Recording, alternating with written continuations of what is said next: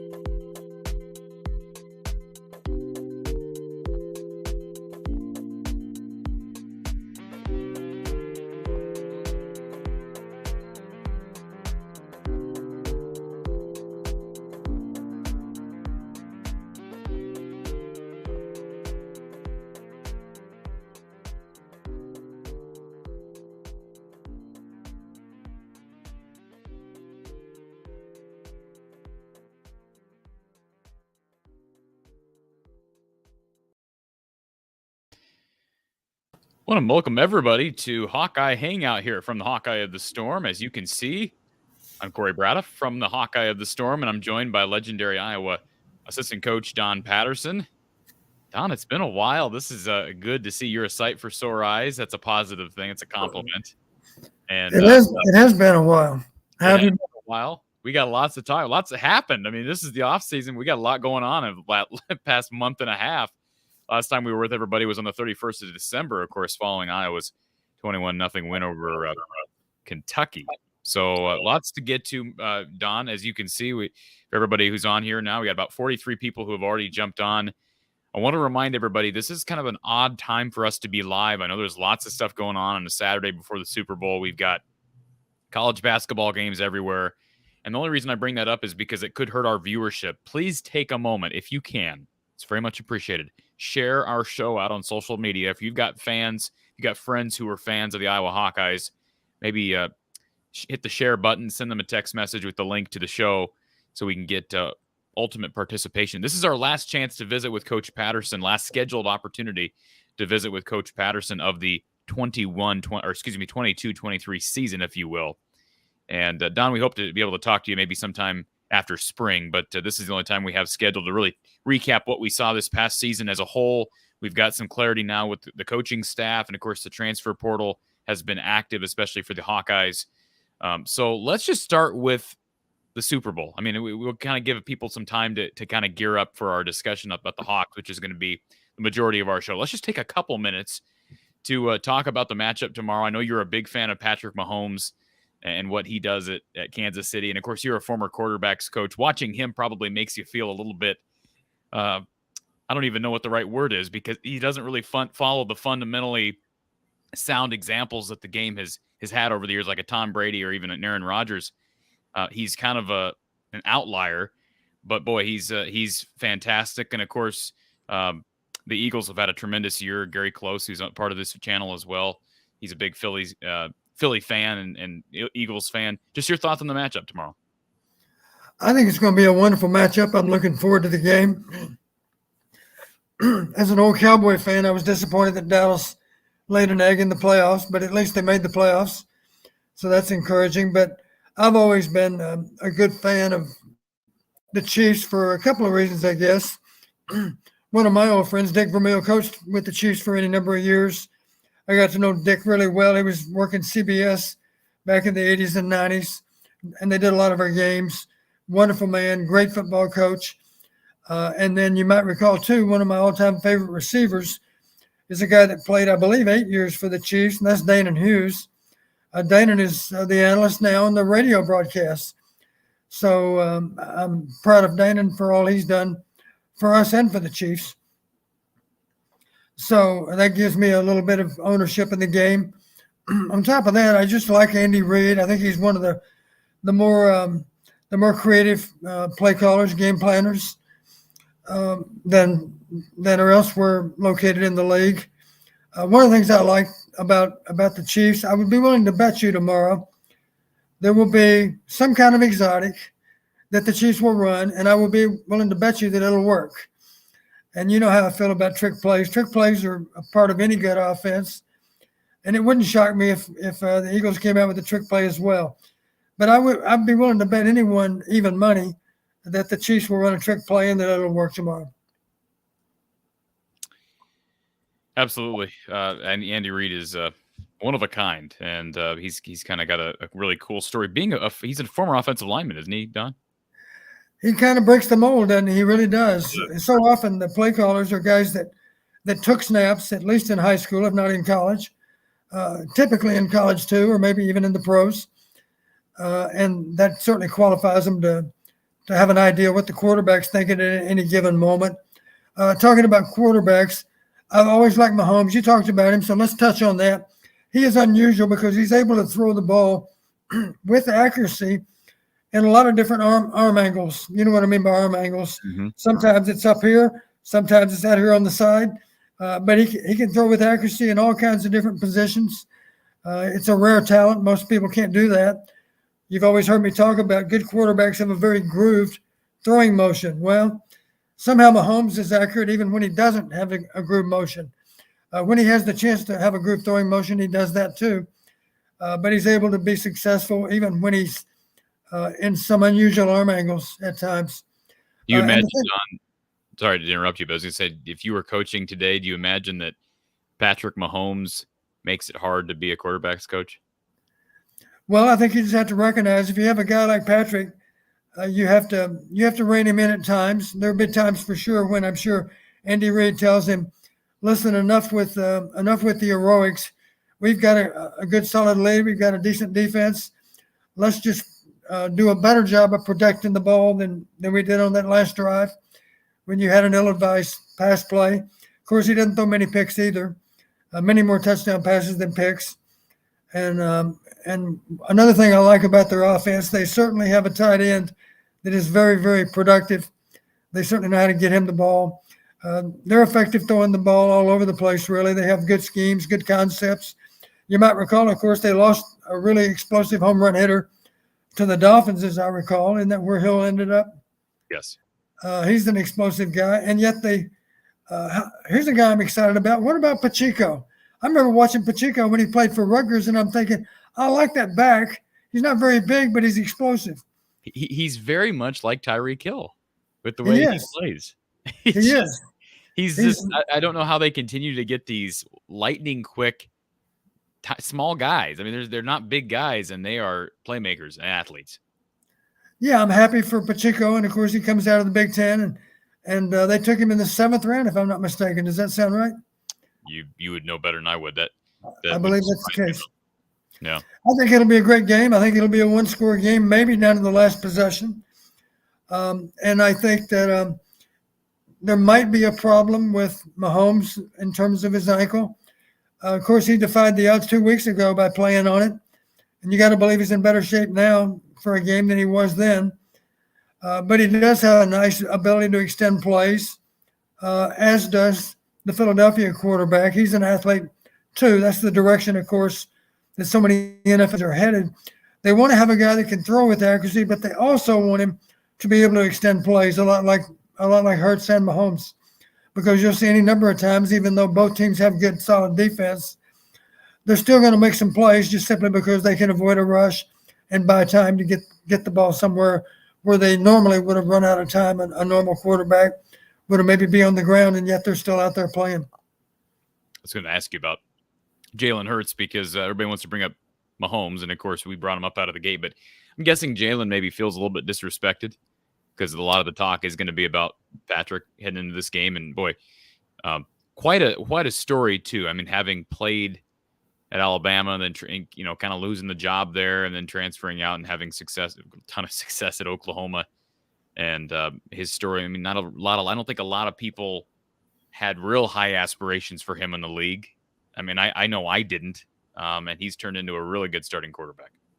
Yes, and I'm sure he would be quick to give credit to his teammates and credit to his play caller and his quarterback coach too, and his defense. Let's face it, the Eagles have outstanding defense. That's one reason they're there. Okay, Don, let's shift our attention a little bit to Iowa. And again, we are taking calls. We've got a couple people already waiting on hold. We've got we've got a phone line open, so it's the numbers at the bottom of your screen, 515-635-1601, 515-635-1601. We've also got our StreamYard lines open. In other words, just click the link in the live chat that I dropped here a few minutes ago or the link in the description below, and we'll get to your question. Again, last scheduled opportunity to talk to Coach Patterson here heading into mid to late February. And of course, this is a very important time of year, Don. Can we first, before we get to our grades and to our caller or our commenter here in the chat, Bob wants to know, are we going to be looking at each position? We'll do that. We're going to kind of look at each position and kind of grade those positions and how they can improve and how Don thinks we've done as far as the transfer portal is concerned. And of course, I have some thoughts to go along with that. But before we do that, Don, can you talk about why this time of year is so important? Of course, we haven't hit spring practice, but guys are back for workouts. Can you talk about what players are accomplishing at this time of year? Well, I remember last time we talked, I think, or maybe it was on a different show, but I remember mentioning those months, what we call winter conditioning. Those are important times too. And that's what they're going through now. I'll give you a prime example. I know a lot of people have said, and we all need to be optimistic as we can be about what might happen next. I know I've heard a lot of people comment that they're confident that our offensive line will make progress all across the front. And the cautionary comment I would make there, you need to realize other schools have defensive lines that are very much committed to making progress from one year to the next too. So it's not just a race against yourself to be better than you were. You're actually conducting a race against those defensive lines you're going to play against in the fall. So the challenge is for you to feel in your heart that you've actually outworked the opponent on a day-to-day basis.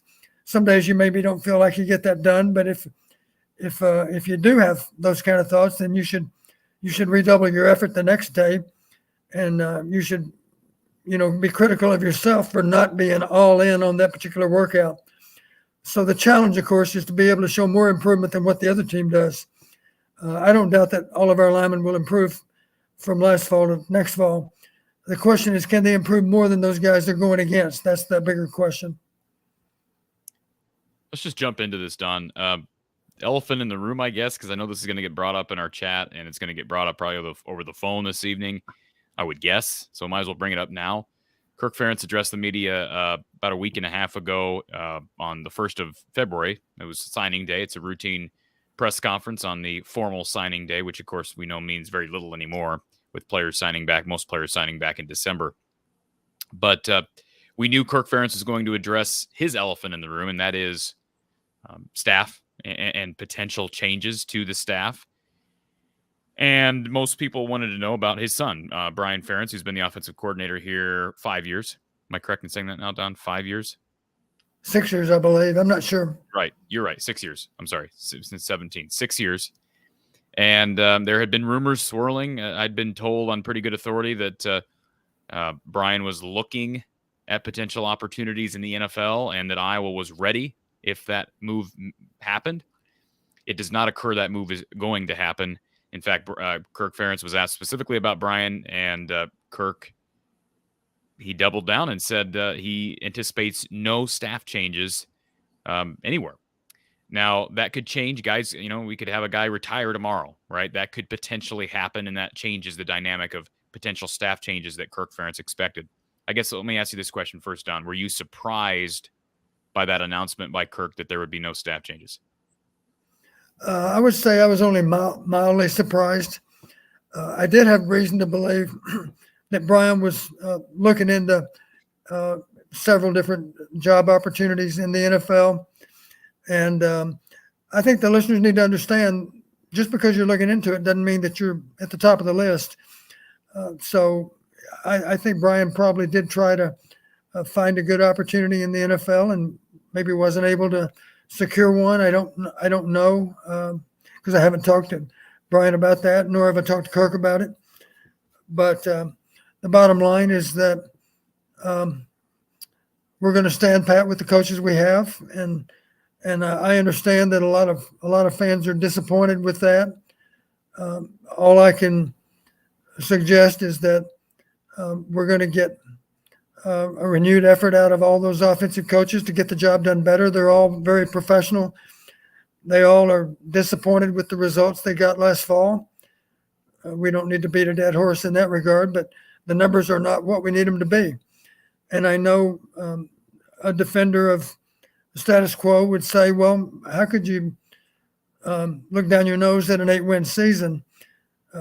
It's not hard to imagine that it could have been a 10-win season if we'd have gotten more production out of our offensive players.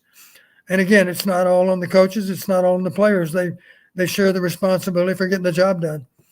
And in that regard, we didn't get it done very well. So I would hope, and I'd like to believe, that every last player and every last coach on offense is committed to doing their part to make us better in the next season. And that means doing your job better in terms of teaching technique and in terms of learning technique.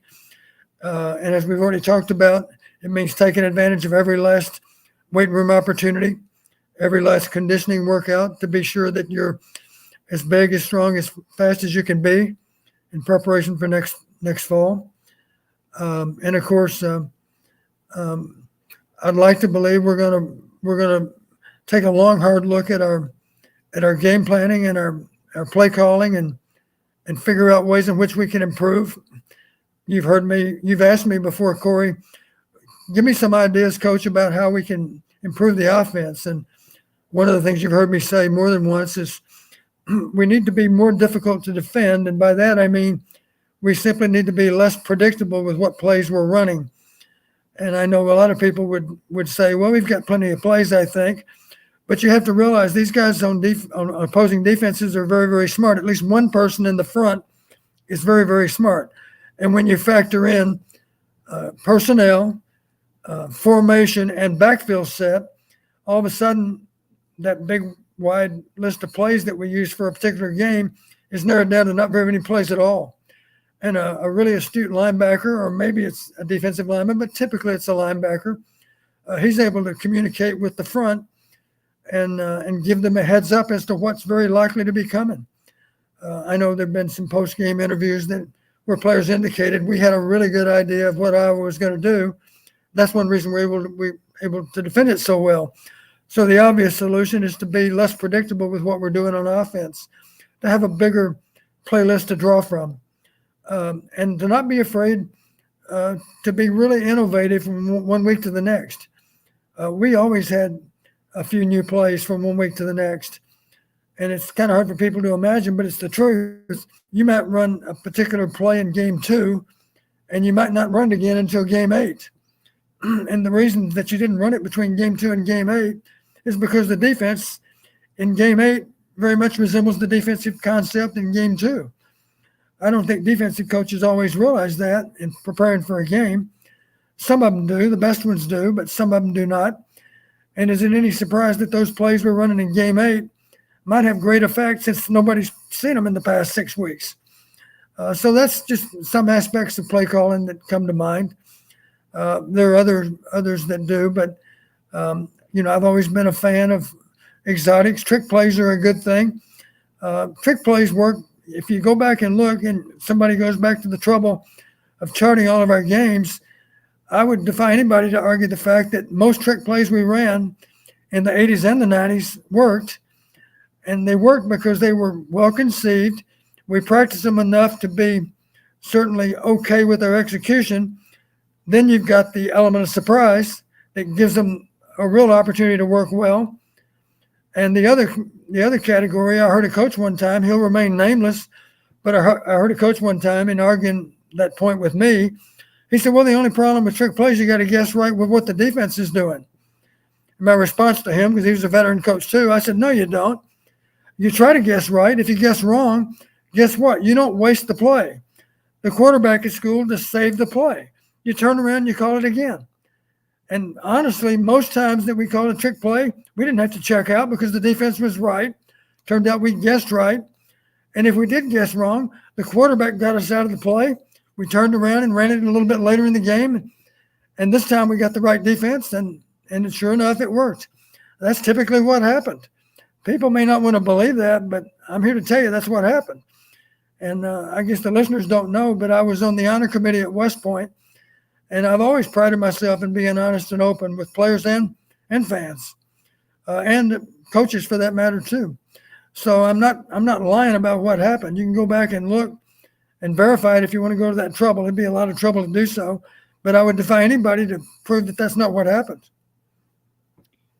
Don, that was a really long answer to, were you surprised with no changes in the staff? I was hoping you were going to say it was an impassioned answer at least. It really was. I am impressed. I do want to go back to, before we get into more about grading this offense, which goes into what this offense needs in the portal, which some of which I think have been addressed. You said you weren't totally surprised by the fact that Kirk came forward and said there weren't going to be staff changes. Would you have? Were you disappointed in that? I mean, I know that's hard to say because Kirk is a good friend of yours, but I mean, how did that make you? I guess what was your general reaction to it besides just kind of not being surprised? Well, I'll say it this way: I don't doubt that we can affect change without making coaching changes, but the easier way to affect change is to make a really well-reasoned adjustment with your staffing and try to come up with a better way to do things. And I thought we had an opportunity to do that. And in the end, we didn't. We chose not to make those changes. And as I've already said, that doesn't mean we can't improve the offense. I would hope, and I'd like to believe that every last coach and player is committed to finding a way to improve the offense. And it's going to require some soul searching.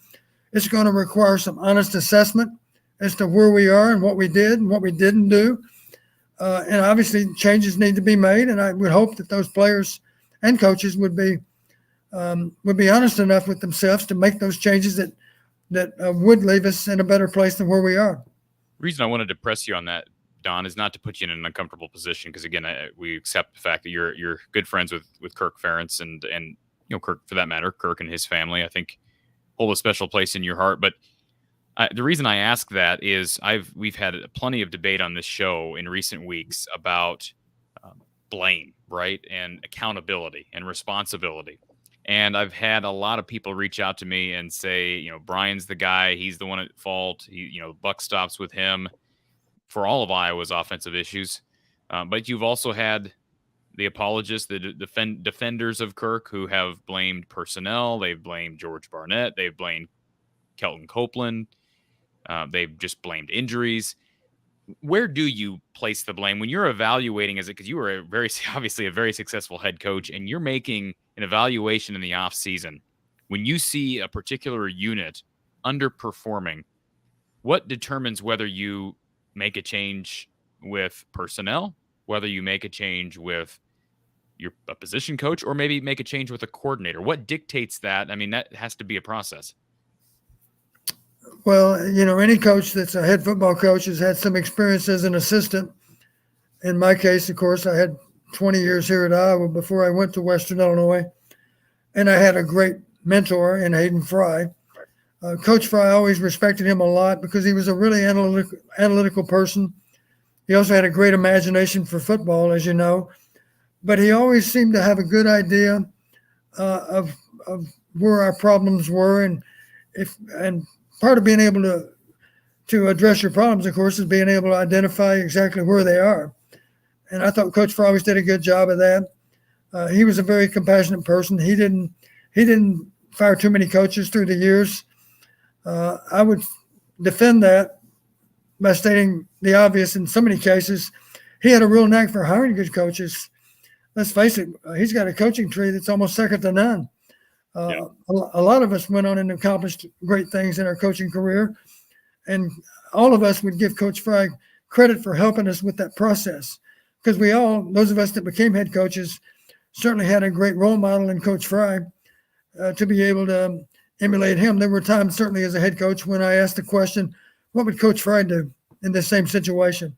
That really affected my thinking a lot, because with 20 years, we were actually together for 21 years, 1 year at North Texas, 20 years at Iowa. I was able, probably sometime in those 21 years, I could think back to a similar situation that Coach Fry faced as a head coach to what I faced at that time at Western. And that would affect my thinking as to what steps to take to go forward. All right. We've actually got 2 lines open right now for the phone line. Don't ask me how we got 2 lines, but we've got 2 lines, 2 callers waiting. Let's get to our first one. Thank you for calling Hawkeye Hangout here with Coach Don Patterson. Who's on the line? 2 callers waiting. Let's get to our first one. Thank you for calling Hawkeye. Hello. Hey, like Corey, radio. this There's is a Paul. long delay. I'm Don. going to let me turn down my delay. television and turn up my speakerphone. Okay. So first, I got to say, hey, Coach, I live down here in New Braunfels, Texas, in the Hill Country. So anytime you want to come sit at my pool, my friend, you come back home and spend some time with me in the Hill Country.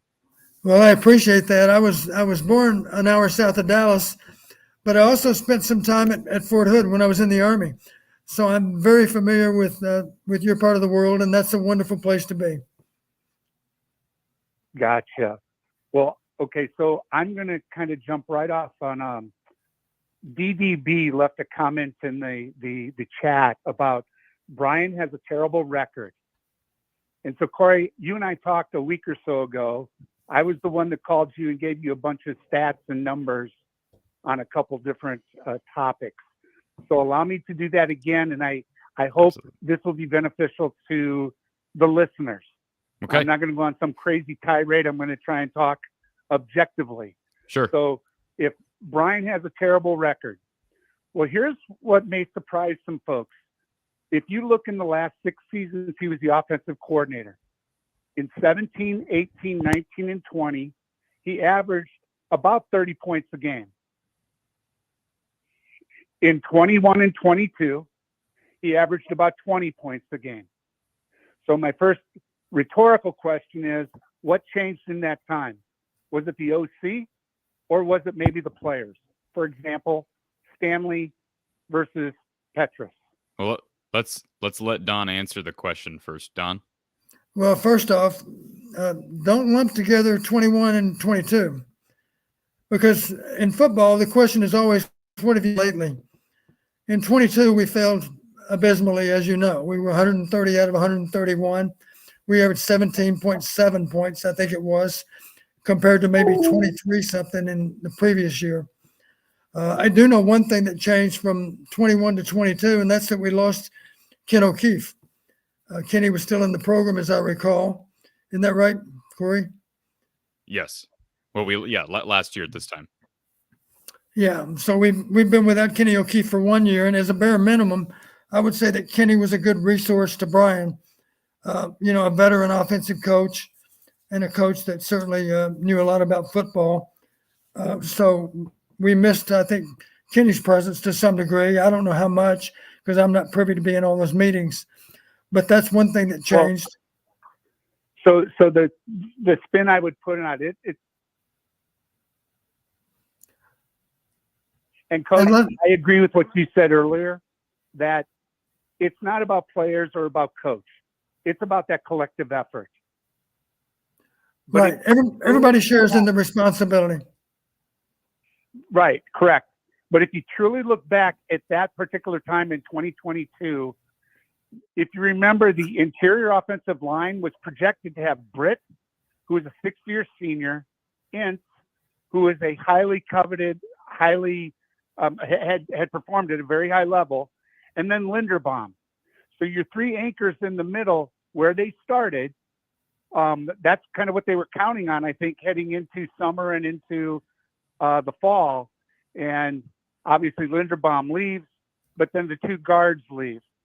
The left tackle struggled all year, and then the offensive line.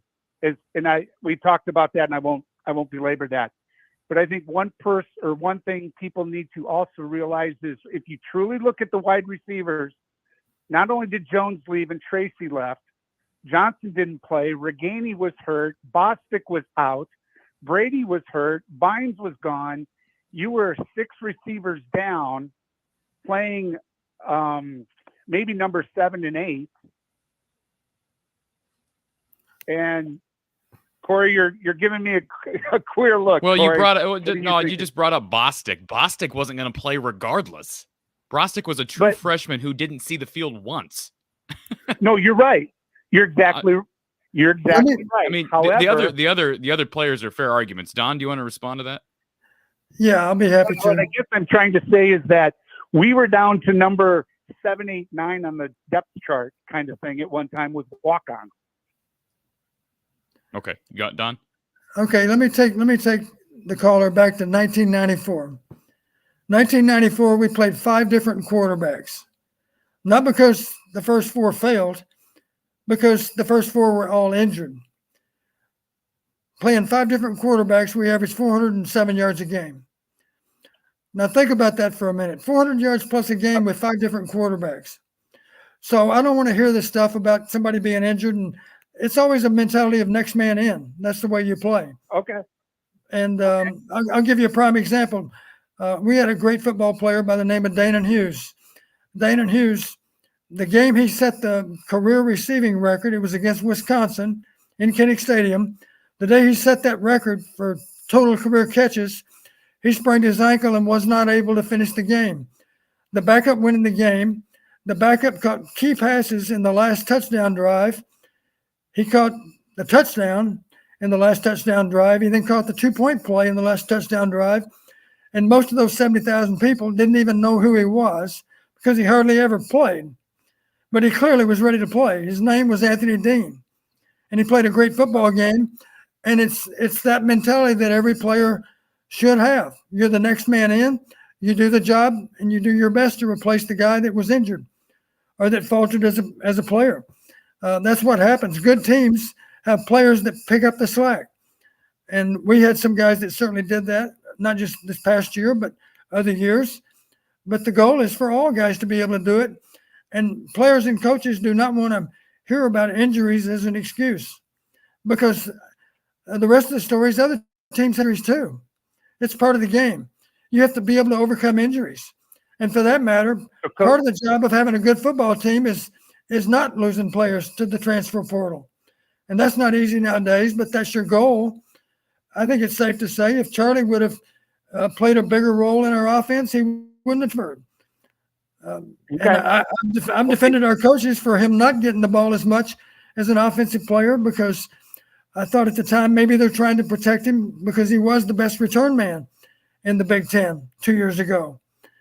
Charlie goes from 25 catches to 100 catches. So it's kind of hard to argue that he didn't make a good decision to go to Purdue. I wish that wasn't the case, but that's what really happened. Coach, I totally agree with you on that. I totally agree. The last comment I'll leave you with is there's been so much talk by the armchair quarterbacks and the talking heads and all of us. It's 0.4 or points allowed, and I truly think it's not a question of Brian. I think it's on Kirk, because it's truly about wins and losses. I really don't. It's kind of like golf, Corey. I don't care how, I care how many. So some games your offense is going to carry, some games your defense is going to carry. I know the offense was down the last 2 years. I get that. But if you're the head coach, I'll throw a few more numbers at you before I get off. Okay, real quick. I just want to interrupt you before you throw the numbers. When is the last time the Iowa offense has carried the Iowa defense? Just curious. Hold on. I got that for you. I got it for you, my friend. So in 2000, how far do you want me to go back? But in 17, no, the last time. 28. The last time, like the last game that they carried the defense. Well, I mean, I know they've had games of 40, 50, 60, but you're right that the defense has definitely been the more stellar unit, without question. No, I'm asking. I'm not doubting that they've had games here or there where they've scored in the 30s, 40s, and sometimes even in the 50s. But my question is, you said sometimes the offense carries the defense, sometimes the defense carries the offense. I'm just wondering, there have been so many times when the defense has had to carry the offense. When has the offense ever picked up the defense? No, I would have to think long and hard about that. Be fair and balanced. I agree with you. So my last comment, and I wonder if this surprises Coach at all. Okay. In the last 5 years, they've won 71% of their games. And Brian was the OC.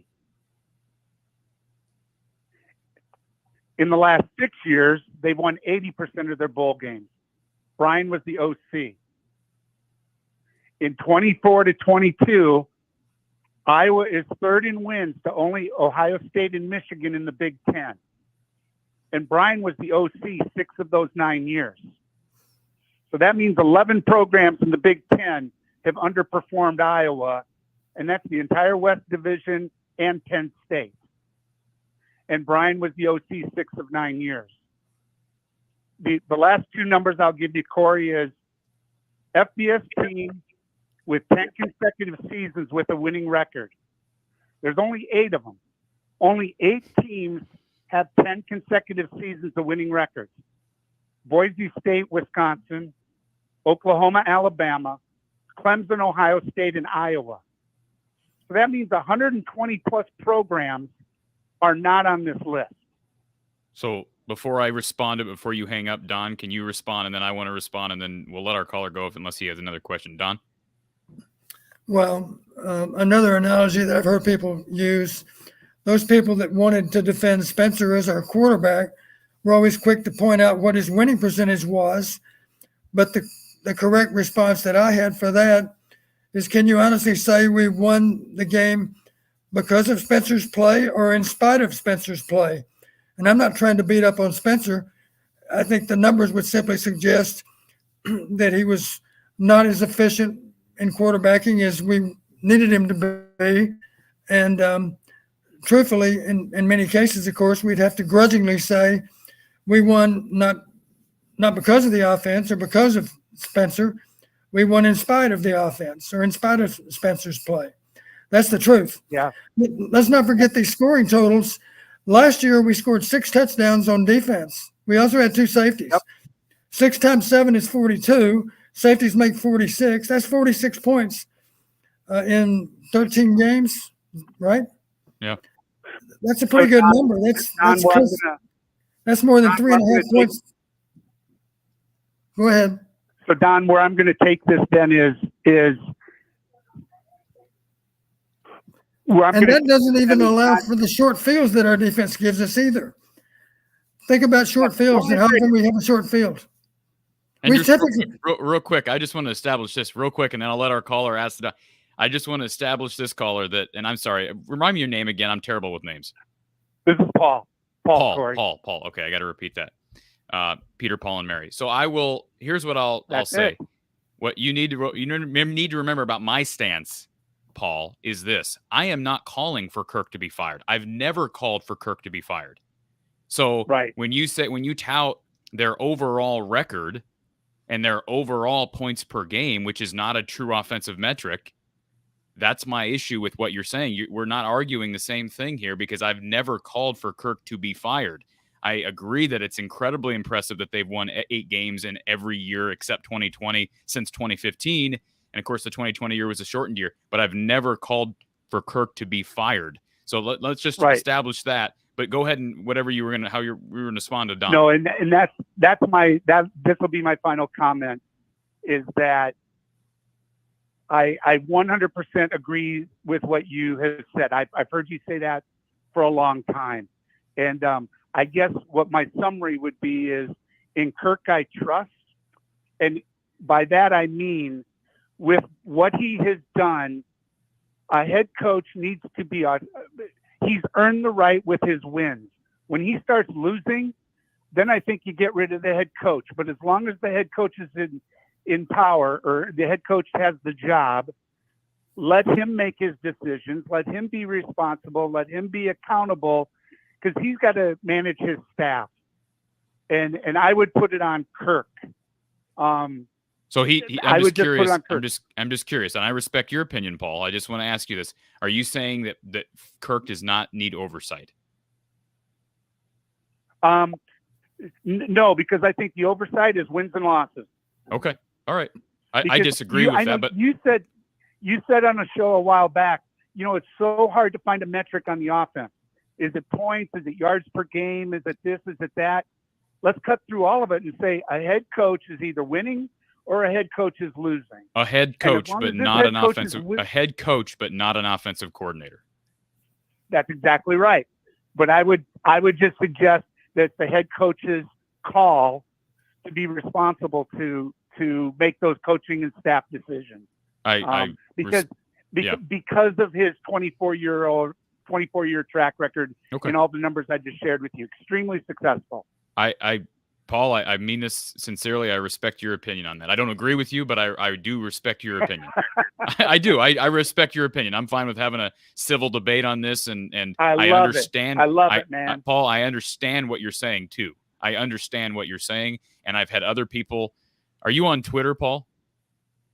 I am not, because of the craziness that Twitter can become. So from time to time. I just want for the record, I want to read you before I get off here, because I think this will make you feel, well, I don't know that you care, but I'm going to read you a response from one of our regular listeners. I won't give the Twitter handle, but let me just read you an excerpt because they share your opinion. This individual said to me earlier today, Kirk respects the fan base's intelligence and has earned the right to make decisions within his program how he sees fit.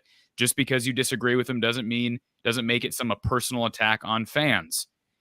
Instead of being excited for a proven quarterback, people are being reduced to.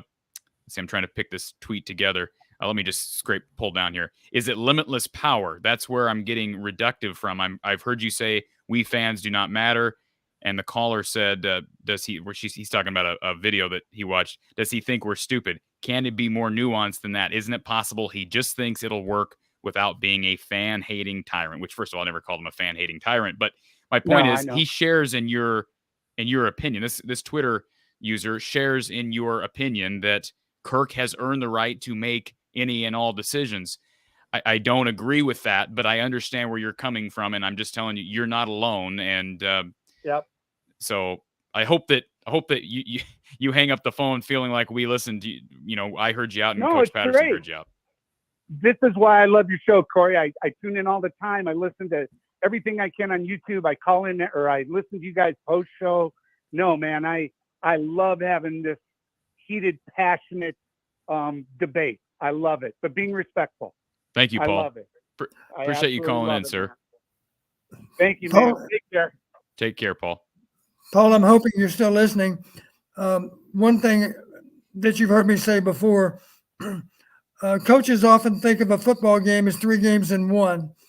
It's your offense versus the opposing defense. It's your defense versus the opposing offense. And then, of course, it's kicking game versus kicking game.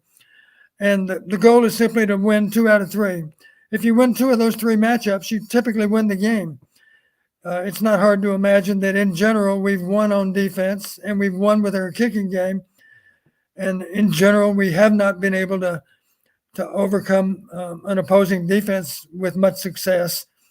And oftentimes that's left us with a close, low-scoring win.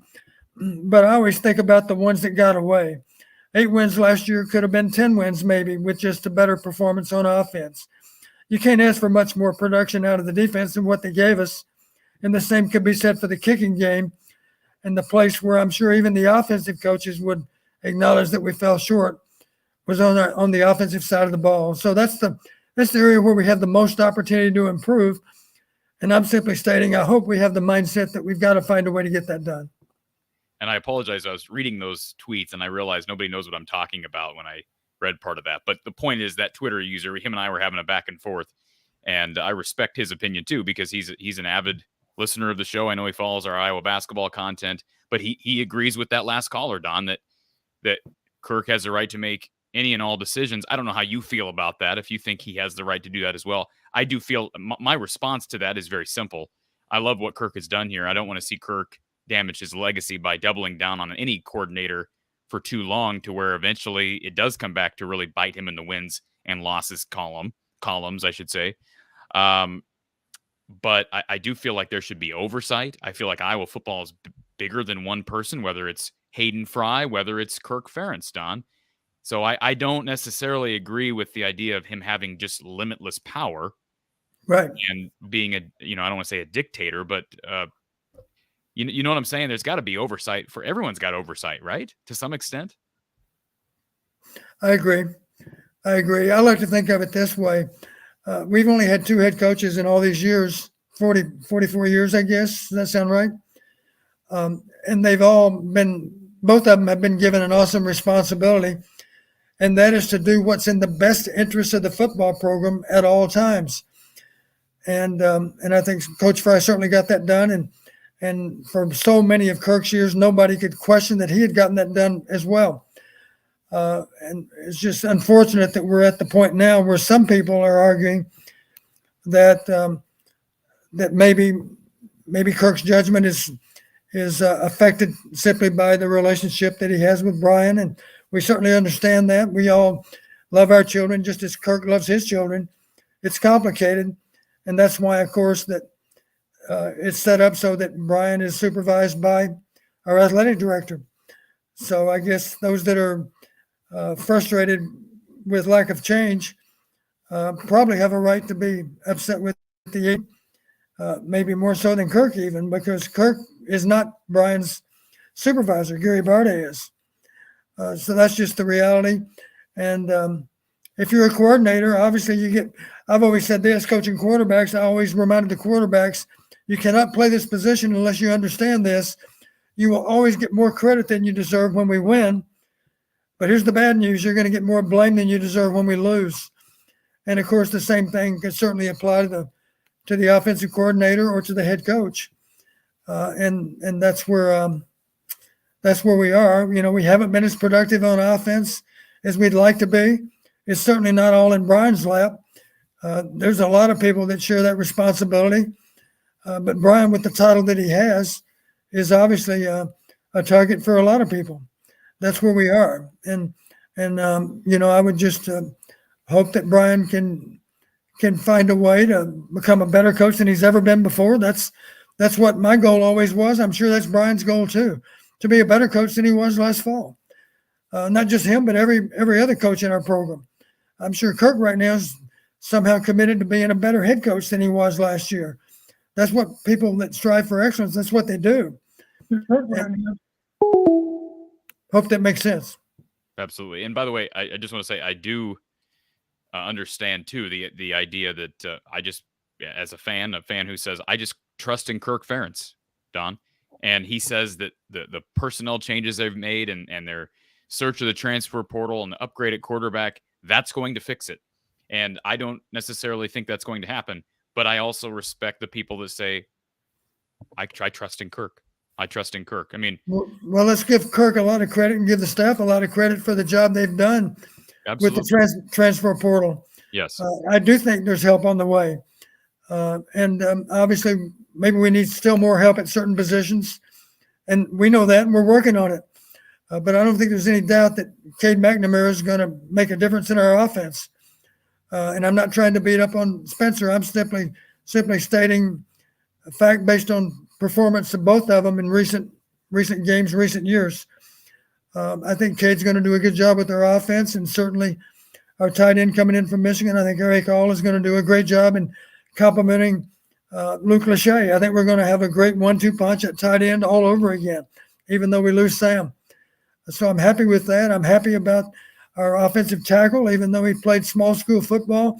I've seen the video. You're the one that sent it to me. And would you mind sharing right now, Corey, what my basic response was when I saw our offensive tackle from Saginaw Valley? Is that right? Saginaw Remember Valley. what I said about him? Go ahead and share if you will. I don't remember. I can go look it up. I got the That's text. okay. I'll share it with you now.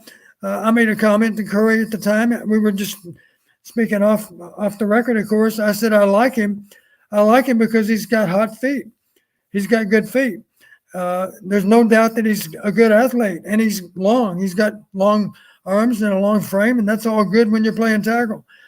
And I made this observation to you, Corey. I said the one thing I cannot tell off of this video that I'm looking at is I can't tell what kind of competitor he is, because obviously in the Big Ten, you're going to run up against guys that are more athletic than what you've been playing against.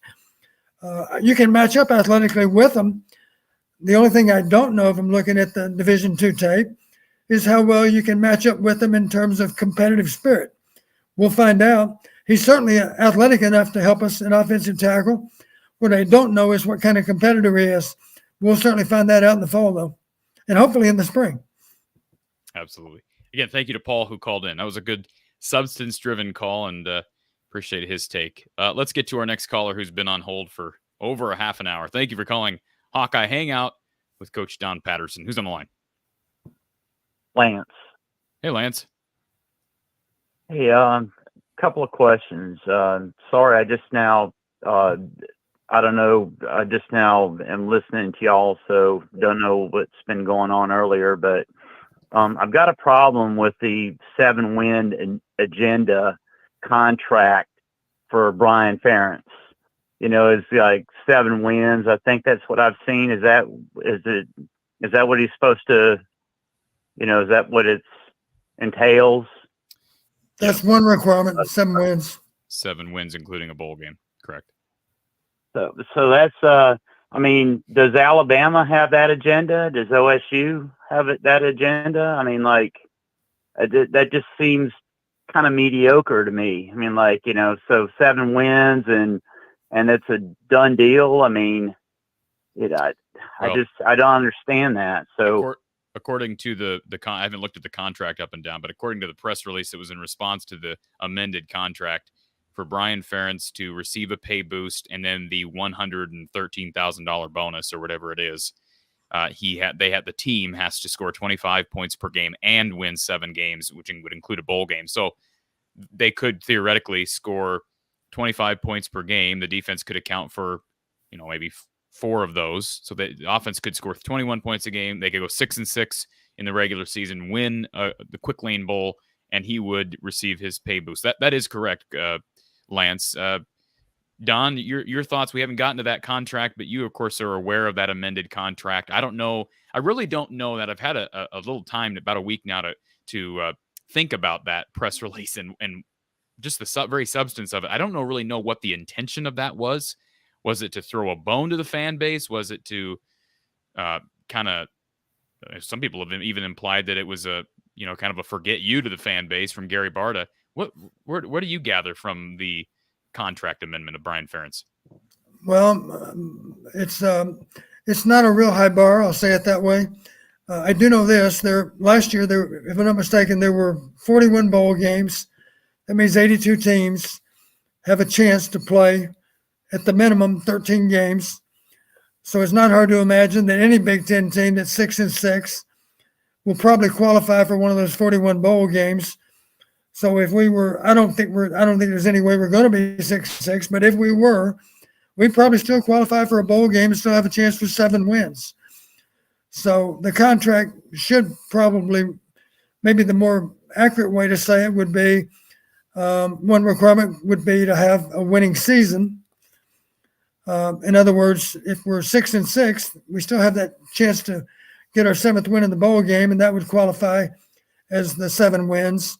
And of course, that would give us the winning season. So there's no way we can get to 7 wins without having a winning season. I'll say that. The 25 points per game concerns me because I do have an idea of what those numbers are in recent years. Over the past 6 years, I think that number's been as if you average 25 points per game, you've been ranked among 130 plus teams, maybe as low as 96th in scoring. And I think that the highest ranking was 85.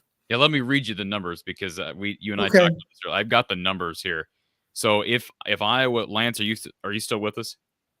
Yeah, can I just say, well, once you guys get done, can I just say one other quick thing, and I'll let you guys talk. Sorry. Okay.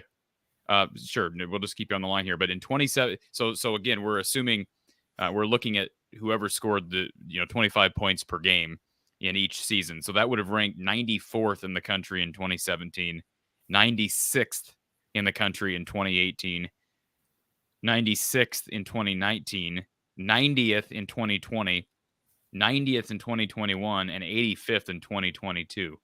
So, I mean, that is concerning that that's the bar. And the other thing we got to keep in mind, Don, and we've talked about this, you brought it up earlier, but that's points per game as a team. Right. And to me, Iowa's scale should be higher because the defense and special teams units produce more points than the average team in the FBS. Yeah, So, a lot of people might not be aware, Corey. Our defense scored 6. Nobody in FBS football scored more than 6. I think there were a couple of other teams that scored 6 also. 6 touchdowns. 6 touchdowns. And I believe the year before, when you added in defense and kicking game, we might have scored at least 6 2 years ago. You see what I'm saying, Don, when I say that, we should be shooting higher as a team points per game because our defense and special teams are already providing a substantial amount of production in regards to points. So one other thing too, Corey, I would like to mention, because we do typically win on turnovers. I'm not talking about a pick 6 necessarily or a scoop and score, but just the fact that we turn the ball over more, and offensively, I've always given credit to our offense for doing a good job protecting the ball. The fact that we win on turnovers and the fact that our kicking game is superior to just about everybody we play, isn't any surprise that we almost always win. Another statistical category, average starting field position. Typically, we do get more short fields than the opponent does. And of course, that gives us a chance, a very real chance to pick up points with each and every one of those possessions. If you start in positive territory, it's not hard to imagine that you end up with points on a high percentage of those possessions. So that does, I mean, in all regards, the 7 wins, which is just the equivalent of what you said, a winning record, which, by the way, give them credit. Over the last 5 to 6 years, they've averaged, closer to 9 wins, 8 to 9 wins, somewhere in there. So it's not like they've even been close to 7 wins on a year in and year out. In fact, they've won at least 8 games in every year since 2015, with the exception being 2020. It was reduced to shortened year. So yes, in answer to Lance's initial comment, I agree with Coach Patterson. Those seem like very low marks. I don't know how to read the purpose for those, if that was Gary Barta's way of saying to the fan base, look, we're going to do what we want to do, or if he actually thought that was going to appease some people. But I think it had the opposite effect, Lance.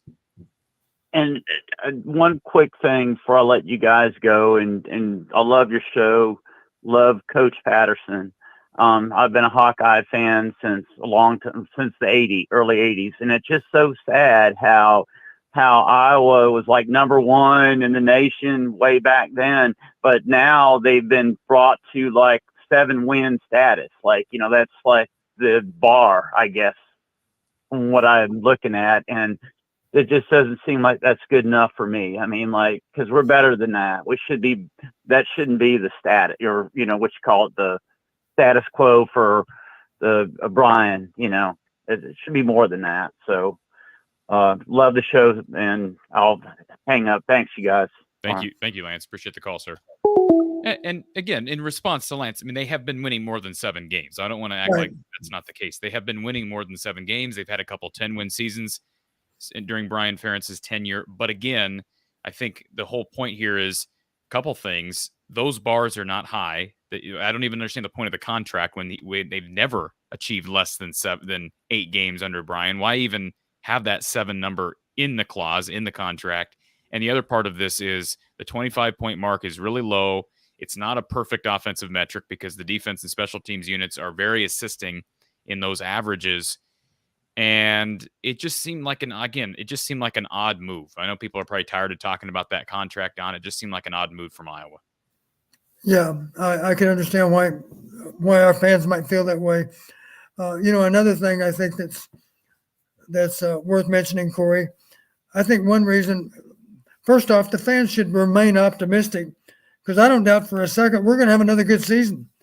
And I'm not saying we're going to change things miraculously on offense. We're going to have our struggles at times, I'm sure. But here's the reality. We have a schedule that's more favorable than the one we had last fall. We don't play Michigan. We don't play Ohio State. I've looked closely at our schedule, and of our 12 games that are on our schedule for next fall, only 5 of those 12 teams had winning seasons this year. 7 teams had losing seasons. Can you repeat that?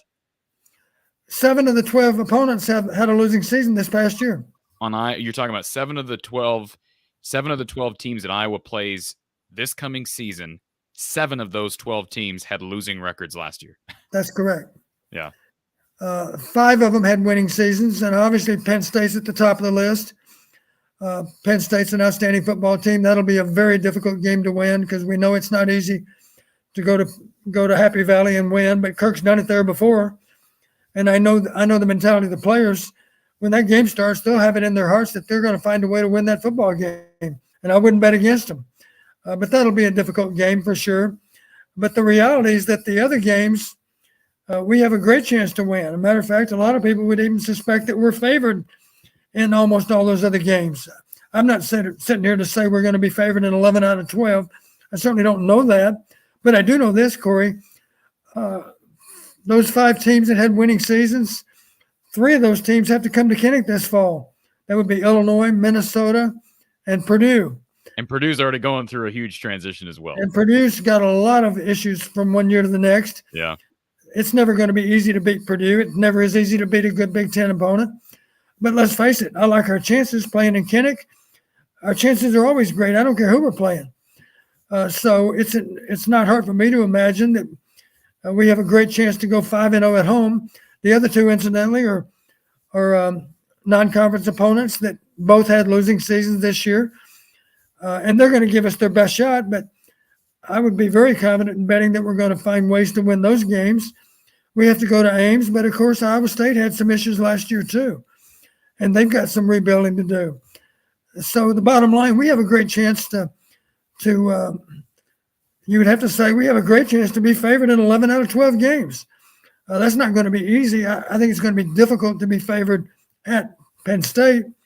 But we certainly have a very good chance to be favored in the other 11 games.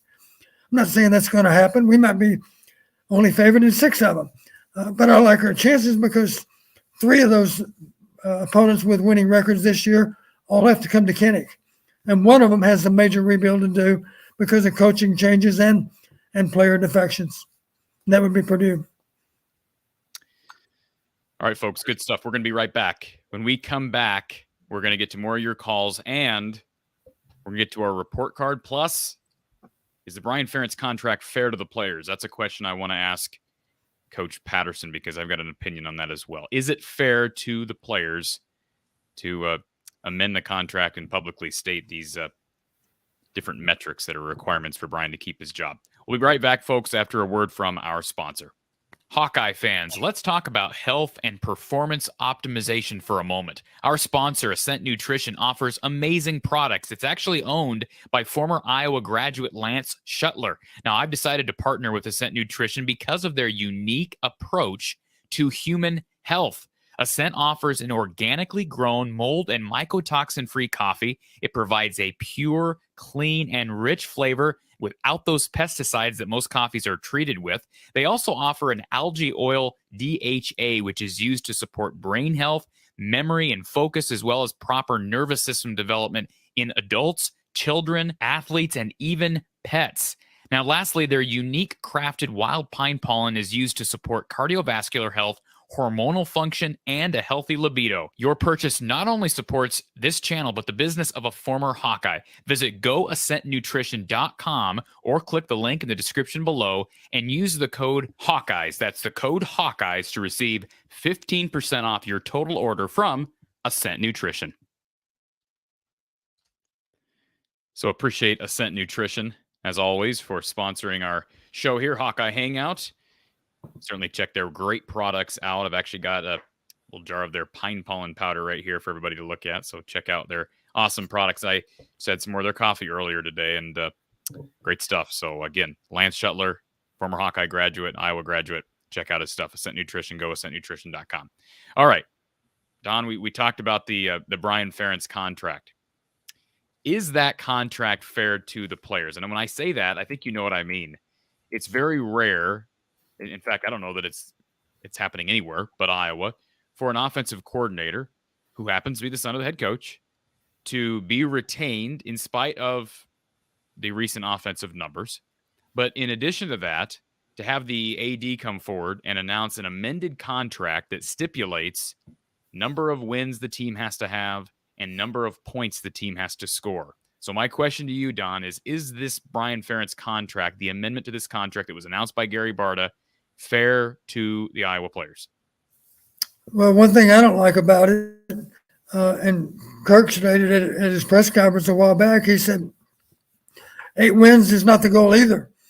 That's before this contract stuff came out. But you might recall him saying last season was not satisfactory. 8 wins is not enough. So why are we talking about 7 wins as being the bar? It seems odd. I think the players would wonder, is that all the AD thinks we can do? That we're going to have a hard time getting over that bar? They're not thinking that way. I promise you. They're trying to figure out how to win them all, and that's what they should be doing. Same way with the point requirement. First off, thing I don't like about it, a lot of people always state this, and it's true. It's not all about points. It's all about wins. Well, apparently it's an awful lot about points too.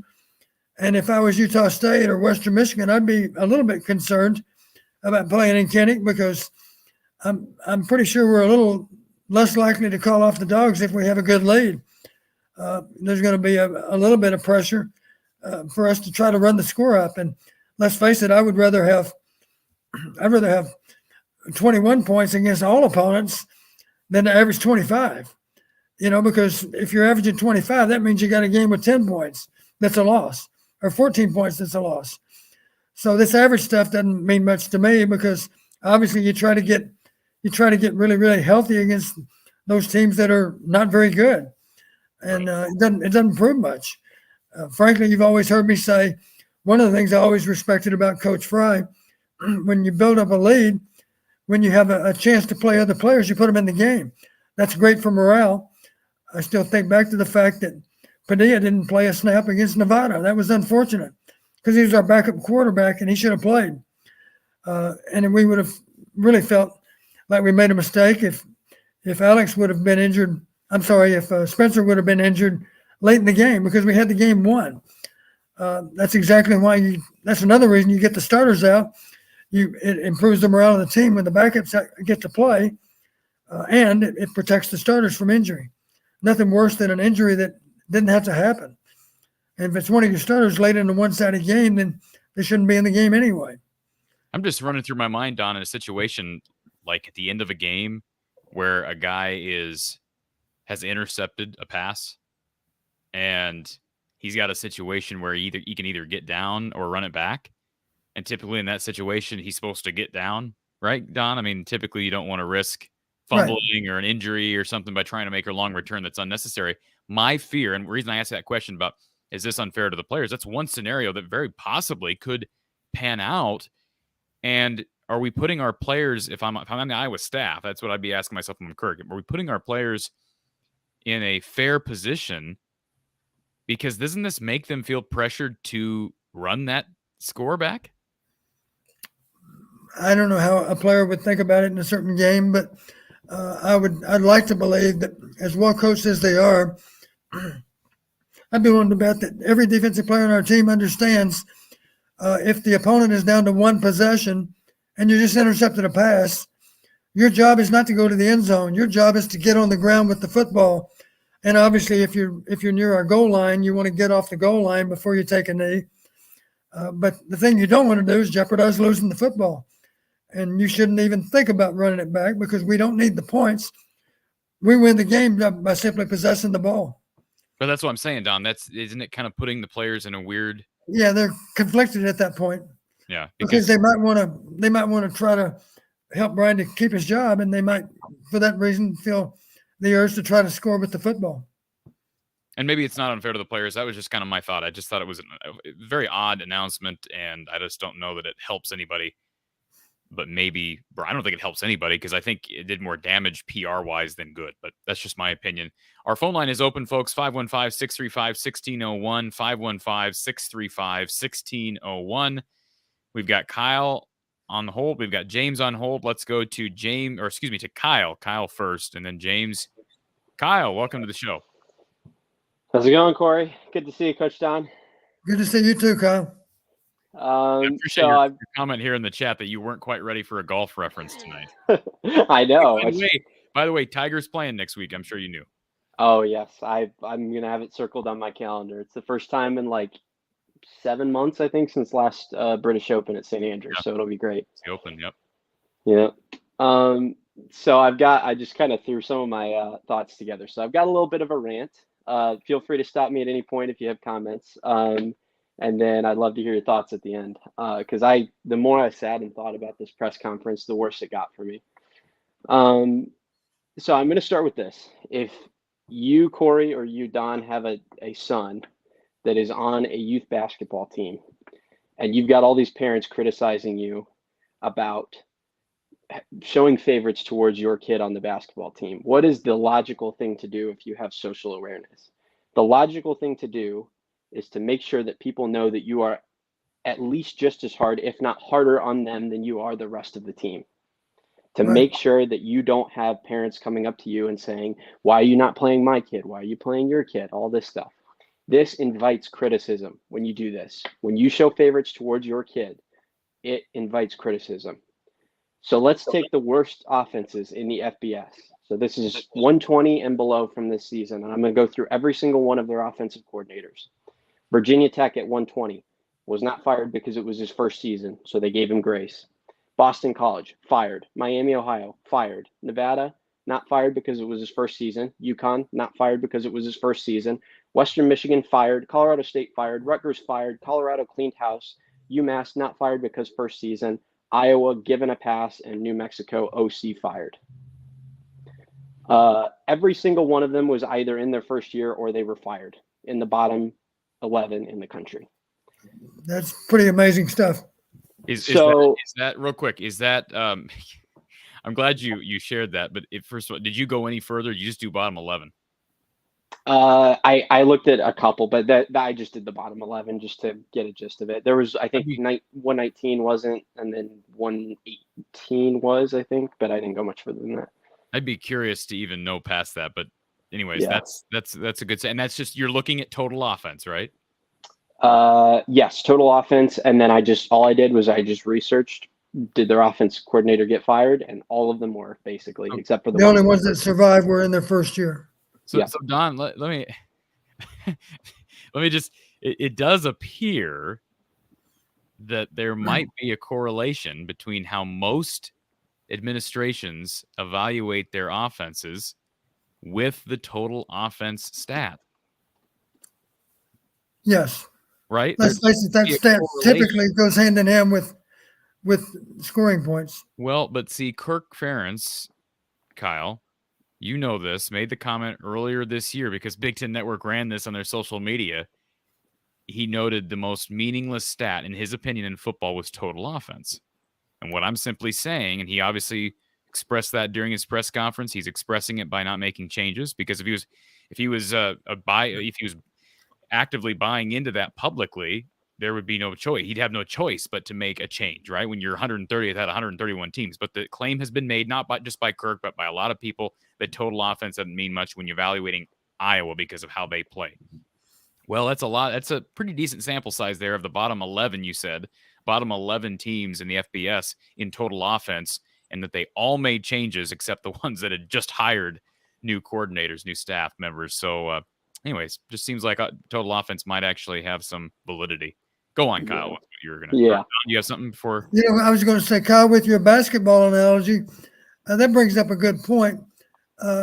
Is there anybody that's criticized Coach McCaffrey for playing his sons as much as he does? I haven't heard any complaints at all, simply because it looks to me like he's at least as tough on his own sons as he is any other player. Well, there have been people out there, but they don't really have legs to stand on, because you see Fran will pull either one of them. You know, he does. And I would say treat them the same. I would say the one that did get, I mean, Connor got some criticism early, but I think anybody that knows basketball that does more than just look at the box score knows that Connor's earned his minutes. Oh yeah. So. The thing I'm aware of with Connor, I think he probably has at least 3 assists for every turnover, maybe 4. He knows how to protect the ball.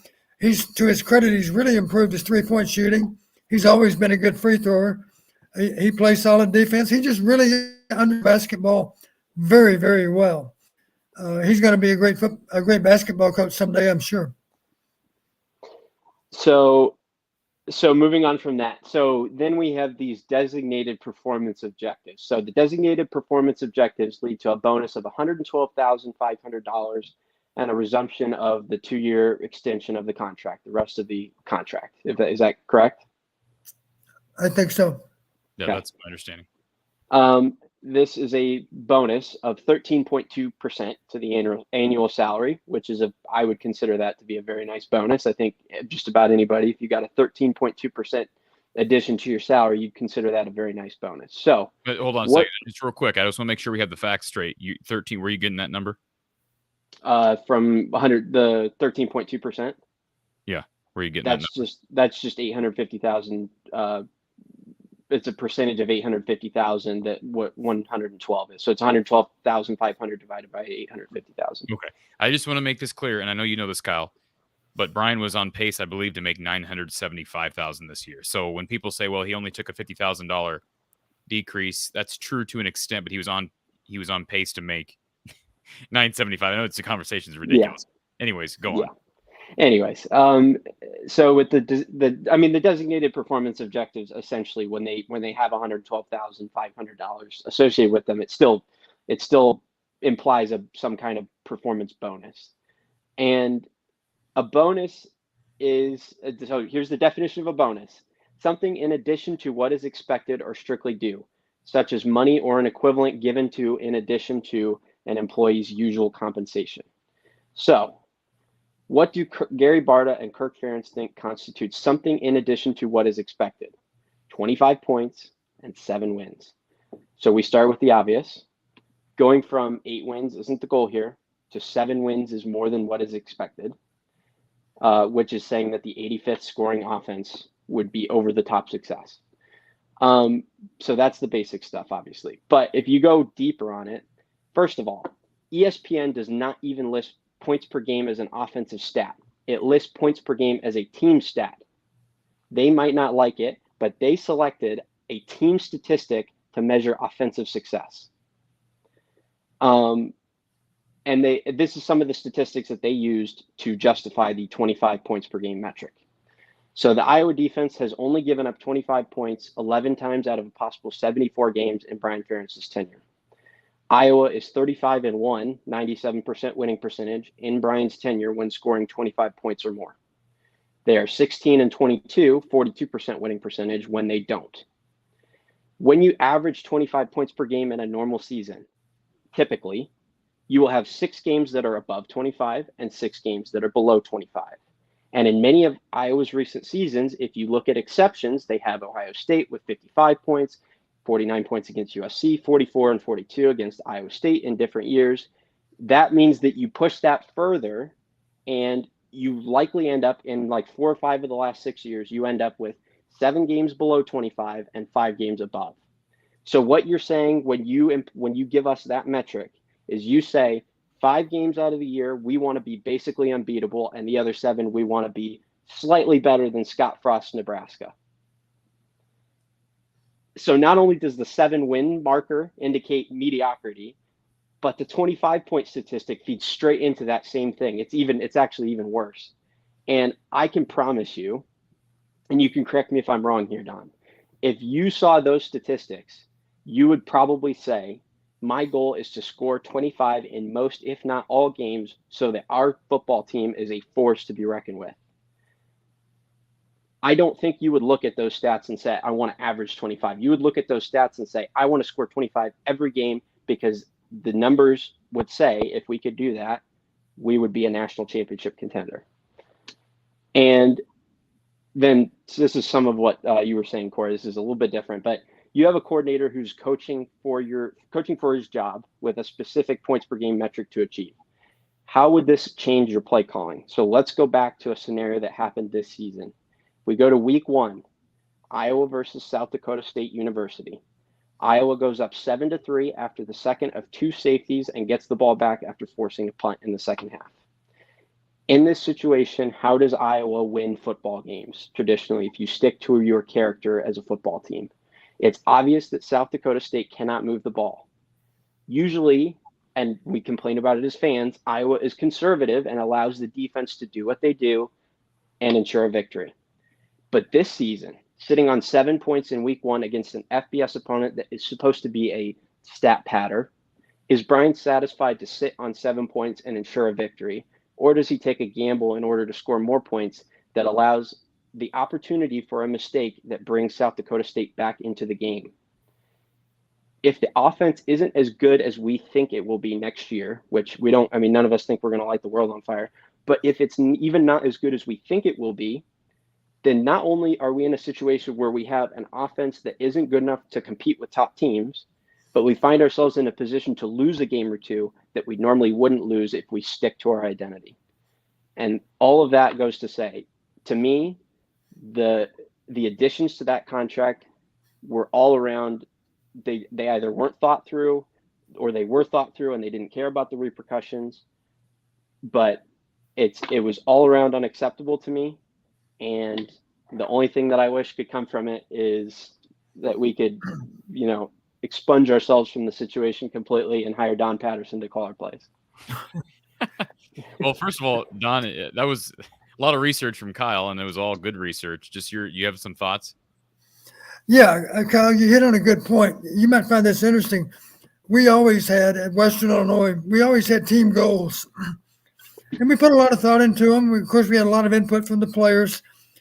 But you can count on this. One of our goals was always to score X number of points in every game. That's what you're looking for is consistency. Obviously, is it hard to imagine if we could score 21 points in every game this fall, we have a good chance to win all 12 of them. Now, maybe we'll get outscored in a game somewhere, but maybe not. Because let's face it, our defense is not in the habit of giving up more than 21 points. They're not in the habit of even giving up more than 10 points. So it's not hard to imagine if we scored 21 in every game, we might win all 12. We might be unbeaten with that. I'd much rather have 21 points in every game than average 28, because if we average 28, it probably means we only scored 10 in one of those games that we lost. So you're looking for consistency from 1 week to the next. Being able to put points up against every team, that's your goal. Yeah, I heard somebody on Twitter, some pretty prominent Twitter person in the Iowa realm not that long ago, that defended this contract amendment by stating, well, if they average 25 points per game, they're going to win more than 7 games. That's probably the case, right? But when Kirk brings up how they're 55-3 when they score more than 25, there's a difference between, let's see if I get this right. I'm going to have to go back to my mathematics days, and I was okay at math, right? Back in school, Don, you were really good at math. You eliminate all those games where you score less than the average. We're not talking about mean. We're talking about median, right? What is median? Remind me what median is. Median's the middle. Yeah, median's the middle number, regardless of the average. So your average might be 25, but your median would be like 20 if you had a game with like 55 points like Ohio State. So I guess my point is that doesn't mean they're going 12-0 because they average 25 and that's over 24. The issue here is they've averaged 24 before, and they're still usually in that 8 to 9 win range, which again for some people is just fine. But I understand the people who say, well, that's, even though you might not want to consider it a goal, it is a goal when you're talking about Brian Ferentz, because he, according to the contract, he doesn't retain the contract. Doesn't mean he won't continue on staff, but he won't retain the language of that contract is void, null and void, if he doesn't meet those two metrics. So, right. I think that's a fair point. Here's what you're looking for. Think of it this way. If you're the offensive coordinator, your goal is to never lay an egg on Saturday. And that simply means you don't have a bad game. Now, that doesn't mean you end up with 21 every game. Maybe you have 17 against a tough opponent. Maybe 17 is enough. But let's face it, 10 points is probably not enough, depending on who you play. Would you rather have somebody that consistently scores 24 points a game in each and every game, or even 21? I do remember vividly, we had certain teams at Western. Our goal was to score at least 21 points in each and every game, looking for that consistency we're talking about. You don't lay an egg. You never have a bad day. You never have a game where you're not productive. Obviously, you can be more productive against a lesser defense, but the truth of it is you pride yourself on finding a way to be productive against all of them. Hope that makes sense. Yeah, that's essentially what I was saying with the 25 points per game thing, because like at the end of the day, it's not going to help your record if you average 25, but you have 3 games that you score 40 and then 3 games that you score 7. That's not gonna help you.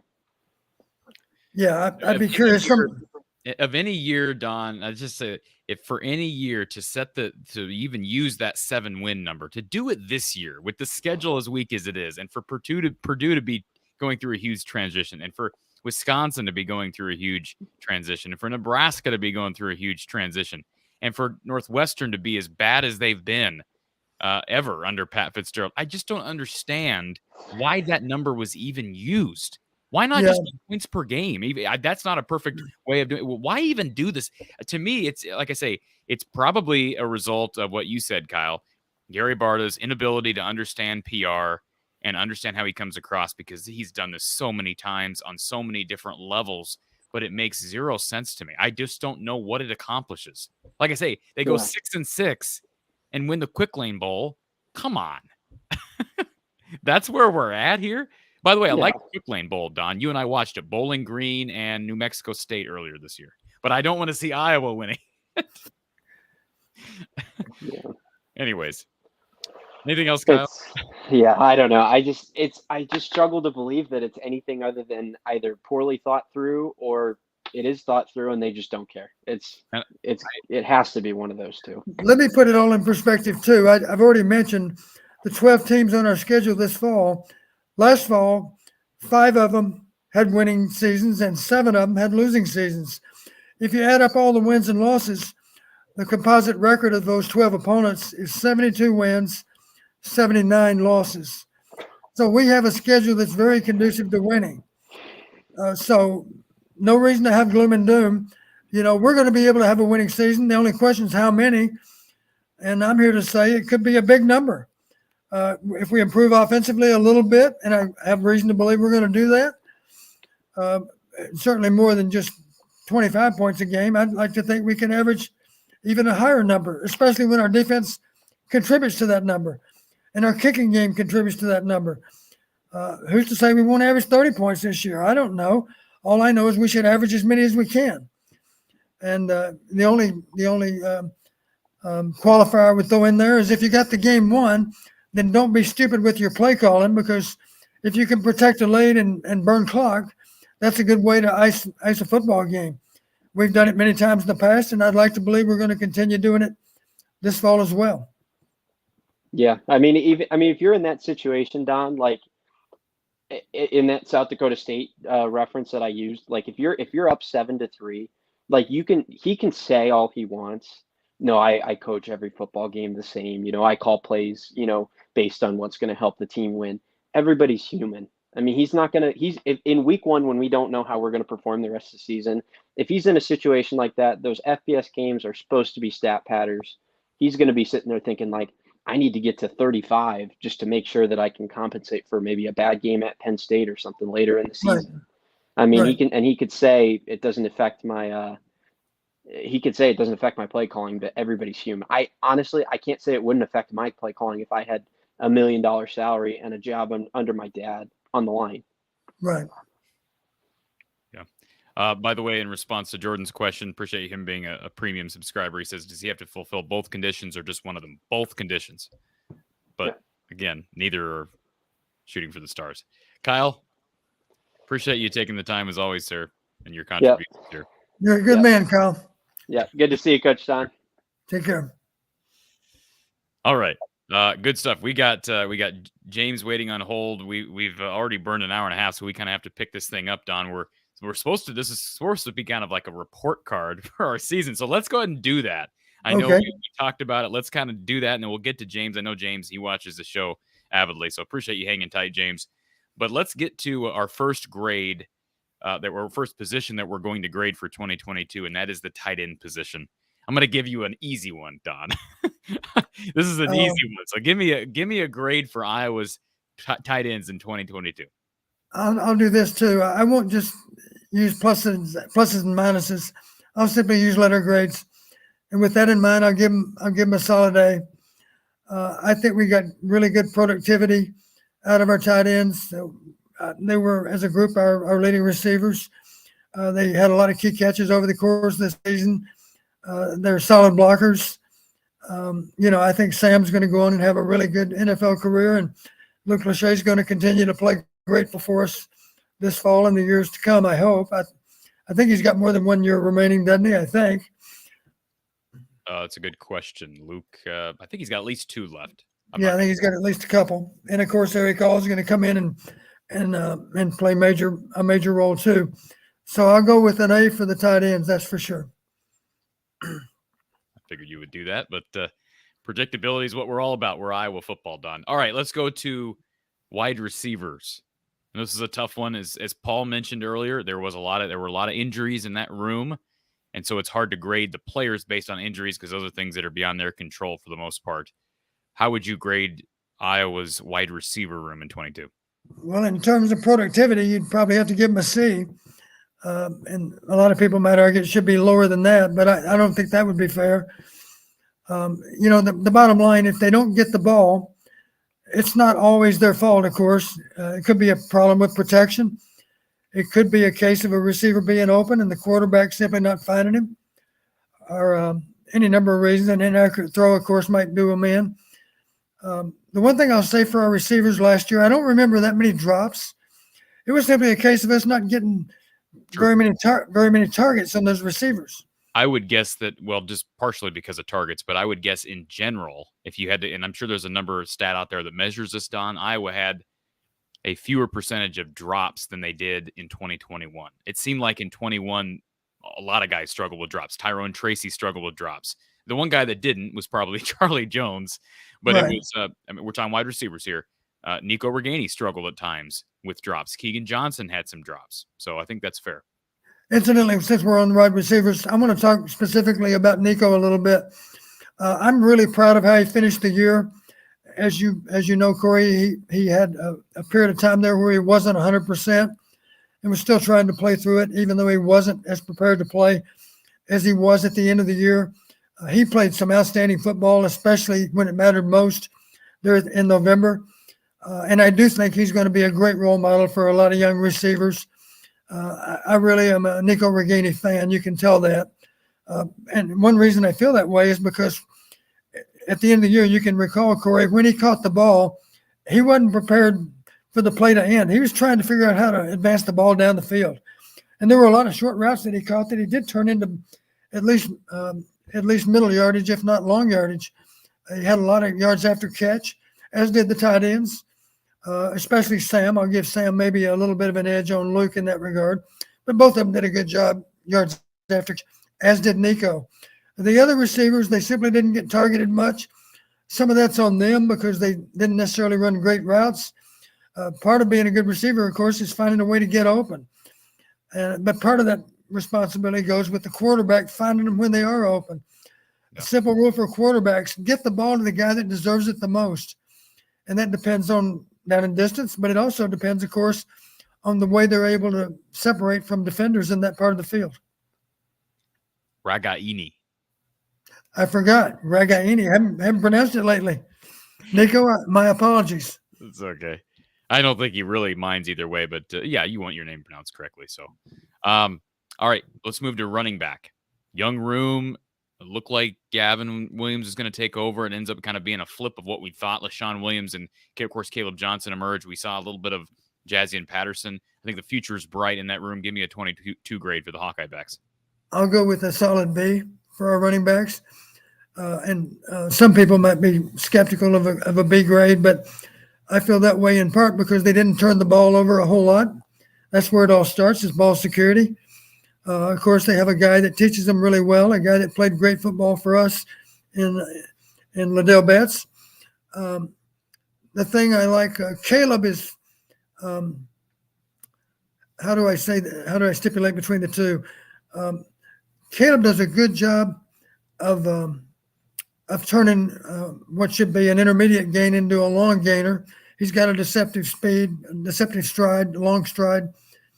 And he's been known to run through some tackles too. I use the example of Cedric Shaw. He reminds me a little bit of Cedric because he does have good home run speed. And the thing that made Cedric such a great back, and I think Caleb can certainly get there, you heard me say before, Corey, you didn't know which version of Cedric you were going to get. Sometimes he would drop his pads and run you over, and other times he would put his foot in the ground and run away from you. And that makes it more difficult to be tackled if you're unpredictable with how you react to defenders downfield. That's what made Cedric such a good back. What did he end up with? 4,000 plus yards. Caleb has that potential, and I think the one thing that can help Caleb in that regard is don't be afraid to be the guy that can put your foot in the ground and run away from people. And don't be afraid because of your size. Don't be afraid to drop your shoulder down and run through an arm tackle too. He's still a young back, and he did an excellent job this year as a young back.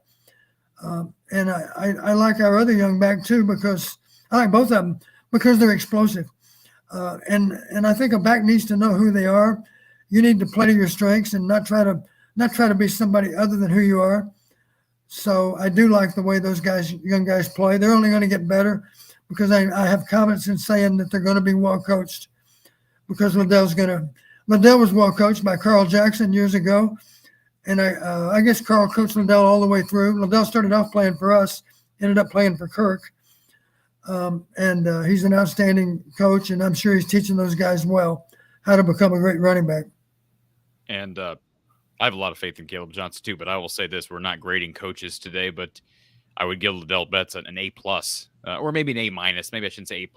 A-, A. And the only reason I say that, they did lose Kendrick Raphael, who was a 4-star back. He decommitted, went to NC State. Not saying that's Liddell Betts' fault, but he's the running backs coach. But boy, as it relates to recruiting, he's done really well in a short time here. And that running back room, I think, good times ahead. Of course, a lot is dictated by the offensive line, which we'll get to in a second.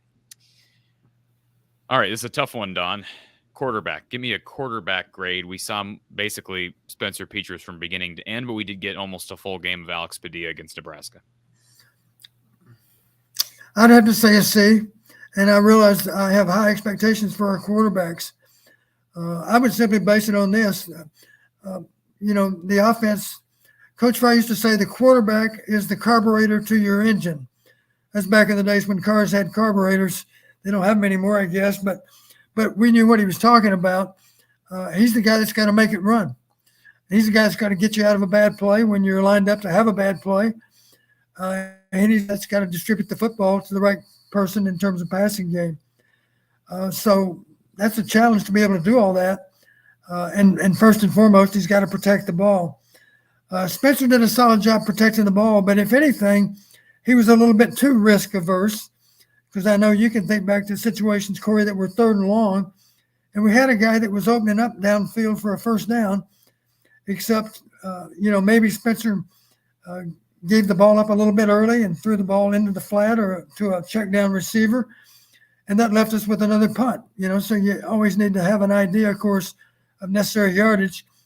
And there's times when we've always talked about extending plays. That's where the greater athleticism comes in handy. Spencer's not as athletic as some quarterbacks. And in that regard, it was hard for him to extend plays. So sometimes rather than take a sack, he would throw the ball and get rid of it a little too quick, and we'd have to punt because if it's 3rd and 9 and you're throwing the ball 3 yards downfield, then good luck picking up those other 6. It's going to be hard. So I would go with the C, and I say that, and I don't put all the blame on Spencer. You've heard me say before, Corey, I think one of the best things Spencer did was throw the ball deep downfield with accuracy. And in his defense, we didn't give him many chances to do that. There's a couple of reasons why not. We probably didn't have great faith in our receivers to get open deep downfield. And we didn't have great faith in their ability to win those 50-50 balls that sometimes do happen downfield. And the other problem, of course, is we didn't have great confidence in our pass protection. Yep. So, and there are ways around that you've heard me talk about. You've heard me talk about max protection. Nothing says you have to have 5 receivers out. Is there anything wrong with having 3 receivers out and being able to effectively double both of those edge rushers? That's smart football. There are times when you might need to do that. So we didn't do much of that at all. That's something we can do to improve and to be able to buy our quarterbacks more time going forward. So all things considered, I'd say a C because the bottom line, we didn't put up a lot of points. We didn't move the ball with a lot of first downs and a lot of yards gained. And you have to assign quite a bit of blame to the quarterback for that because he is the one player. Well, he and the center are the only players that touch the ball on every play. And let's face it, the center's job is a little bit easier than the quarterback's. The center has to snap it. The quarterback has to figure out what to do with it. That's the tougher assignment. Offensive line. I'll go C again. I wish I could. I'll tell you, let me just say, you're being generous with some of these grades. Well, I know, but I don't think these guys. I remember one thing Coach Fry used to say about players in general: you build them up, you don't tear them down. So I'm being critical, but only up to a point. Sure. Because I'm giving them credit for being a little bit young and inexperienced as a group. That's part of the problem. We were going against, in some cases, much more experienced defensive linemen than what we had on offense. We didn't have great weapons at all positions. The most obvious being receiver. We had receivers that lacked experience in some cases, or because of injury, we had players out there playing more snaps than they would otherwise play. So that makes it harder for the offensive line. But the bottom line offensively, you need to account for 5 defenders on every play.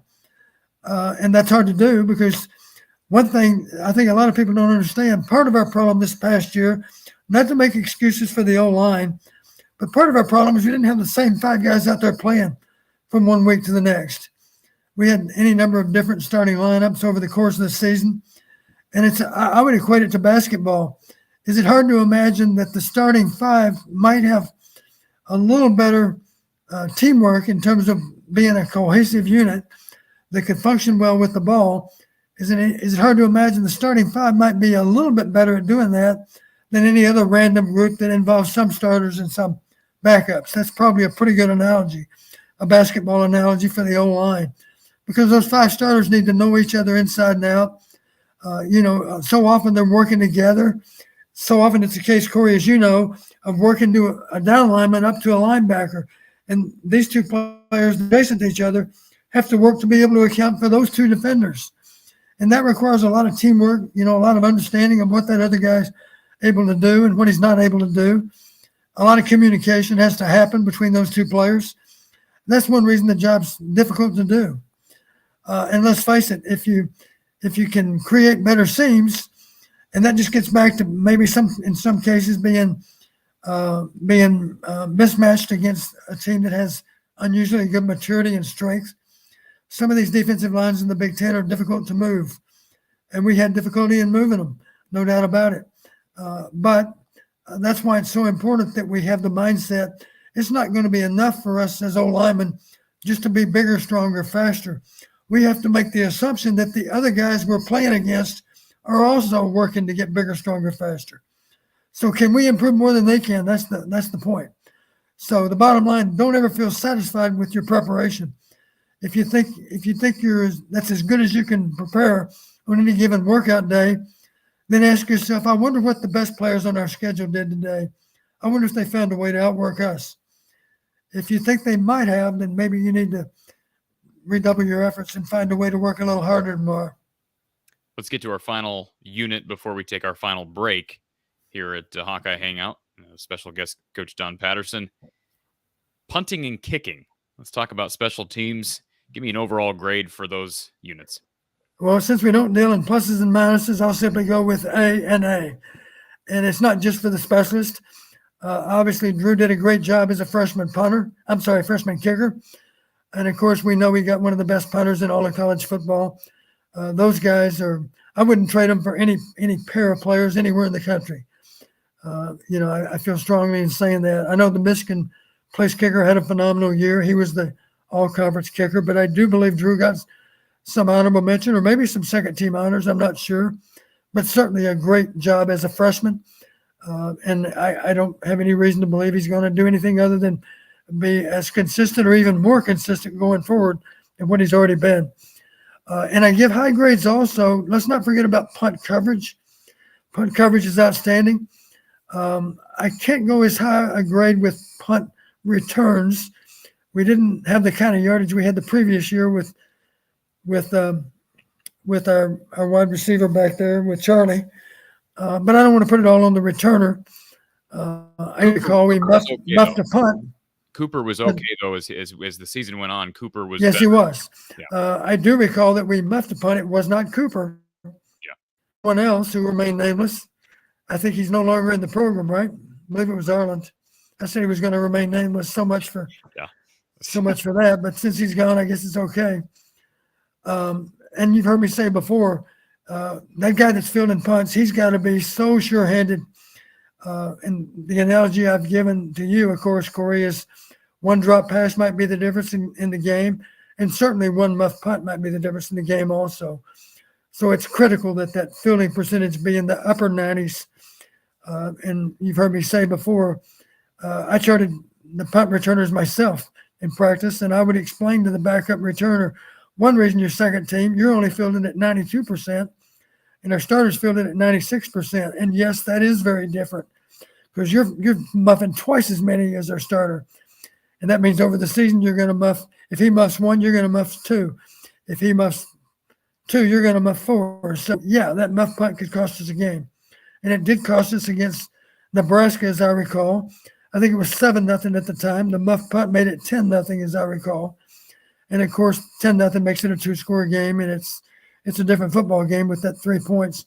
Our defense did stop them, but they still got the field goal. And in that regard, the muff punt cost us 3. When we come back, folks, we're our final two callers, I believe our final two callers of the night, and we'll finish up with some comments, some chats, and we'll finish up our rankings, our grades, Don's grades for the defense. That should be fun. So we'll take a quick break. We'll be right back with more. This is Hawkeye Hangout here from the Hawkeye of the Storm. Straight from the man cave, Kinnick Under the Kitchen. Authentic, original player art prints are being drawn up for Hawkeye fans everywhere. From Under the Kitchen's Murray Legacy print, which features former Hawkeye Kenyon Murray, current Hawkeye Chris Murray, and current Sacramento King Keegan Murray, to football players Lucas Van Ness, Torrey Taylor, and Cooper DeJean, to wrestlers Tony Cassiope, Alex Marinelli, and Real Woods. Oh, and only one of the greatest athletes to ever compete at Iowa, Spencer Lee. There are so many options available, and they make great gifts. Visit Under the Kitchen on Facebook or at Under the Kitchen's new website. It's underthekitchen.square.site. That's underthekitchen.square.site. Check out Under the Kitchen today and get your authentic, original Hawkeye print.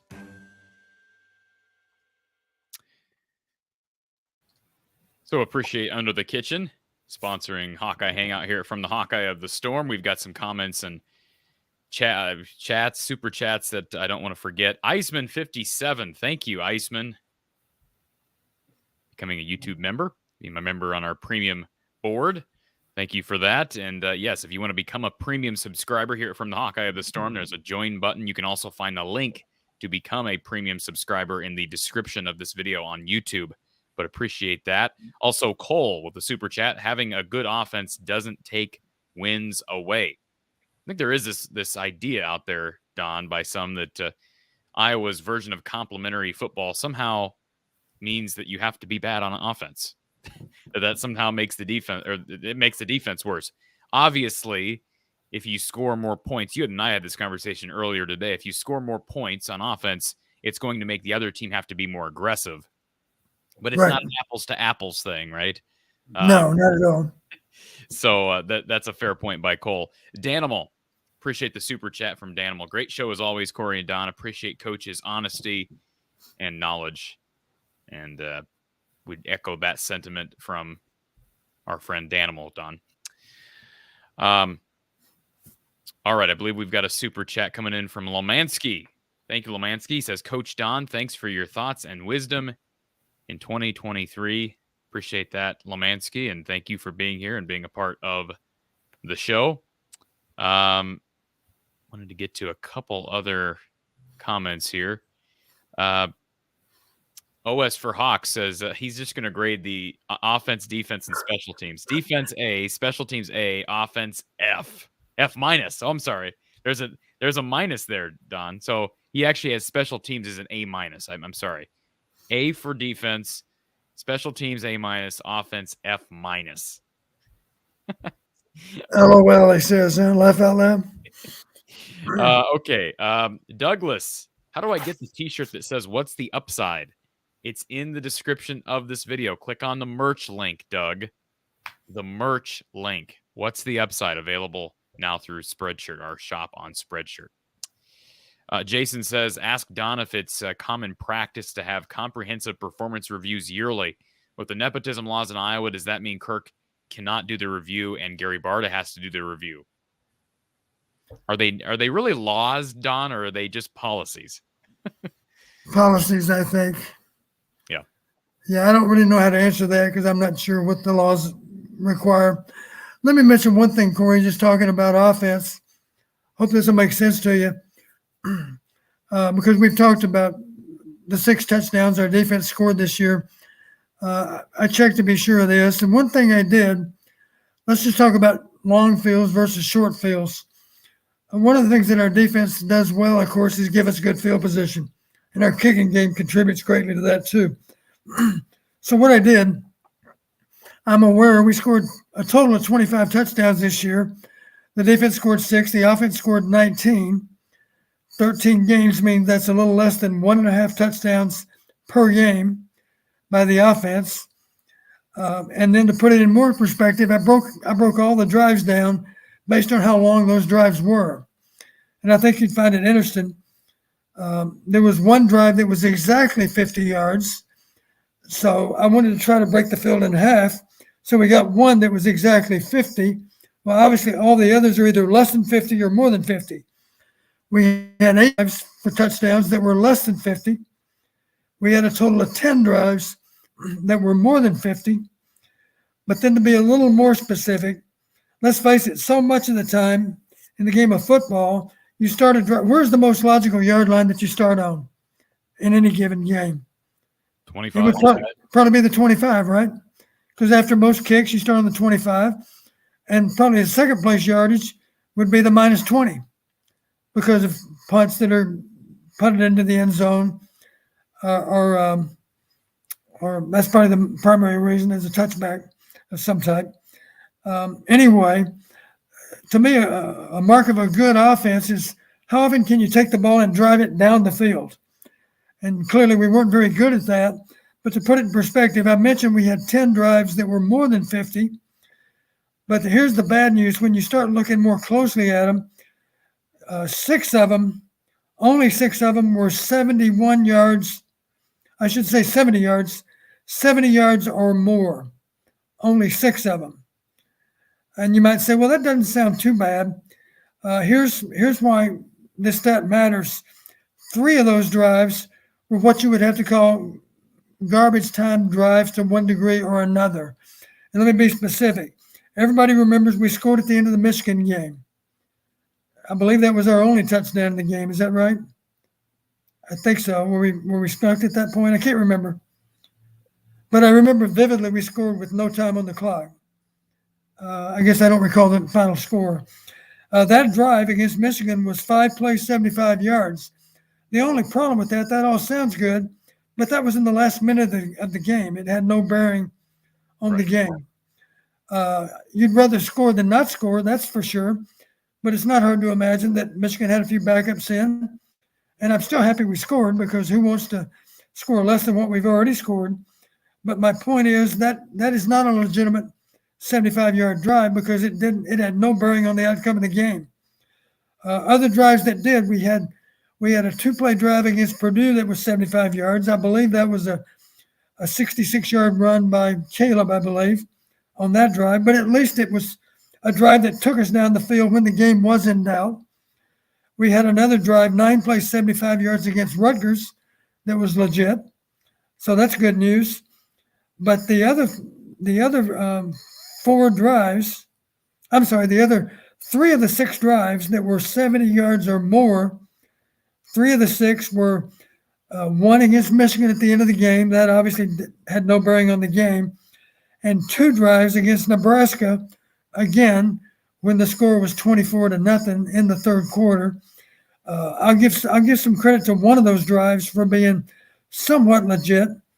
It was 5 plays, 75 yards against Nebraska. That did make it 24-7, and we were still late in the third quarter. So we still had a chance to win the game. And the last drive was 9 plays, 90 yards against Nebraska. And again, that came as the game was winding down. And you could tell Nebraska's defenders were simply told, whatever you do, don't let the ball go over your head. To our credit, we still drove down the field and put it in the end zone. But it was right there toward the end of the game. So it really had the game was not very much in doubt at that point, because at the time, Nebraska was ahead by 14. So that's what a great football team does, is takes the ball and sustains drives. Hard to do. That's your goal, but we weren't very good at that, obviously. And then to the other extreme, if we had 10 drives that started more than 50 yards away, that means we had 8 drives that started less than 50 yards away. Or to be more specific, we had three drives for touchdowns that all started on the 16, the 17, and the 18-yard line. Iowa State was a 16-yard drive for our one and only touchdown, right? Is that right? Yeah, I think so. Correct. 10-7 was a score. And then Wisconsin, we had a 17-yard drive, an 18-yard drive, 2 drives against Wisconsin. And that's how you're able, and those were probably both because of turnovers, I'm pretty sure. Maybe one block punt, I can't recall. But anyway. I can tell you, Don, real quick, the Wisconsin game was, because I looked this up with Mark Rogers the other day in our show, 1 pick six and two touchdown drives of inside 20 yards. I think one of those drives was inside of 5 yards. Or 2 touchdown drives inside of 20 on a pick six. Those were Iowa's 21. Plus a pick six. I do remember this. Somebody pointed out we won a game by 14 points and we had only 146 yards offense to do it. That kind of defies logic, but if you got great defense and you score on defense, then obviously you might be able to get that done. I don't even recall the final score. Did we? I think we put up 27 against the Badgers, didn't we? You could be right. So a couple of field goals on top. A couple of field goals, a couple of short field touchdowns for the offense, and then a pick six. So that's opportunistic football, and that's something we pride ourselves in doing. And I have no doubt we're going to do it again next fall too. All right, let's get to, I think, our final caller of the night. James, welcome to the show. How you doing, Don? How you been? Doing well. What's up?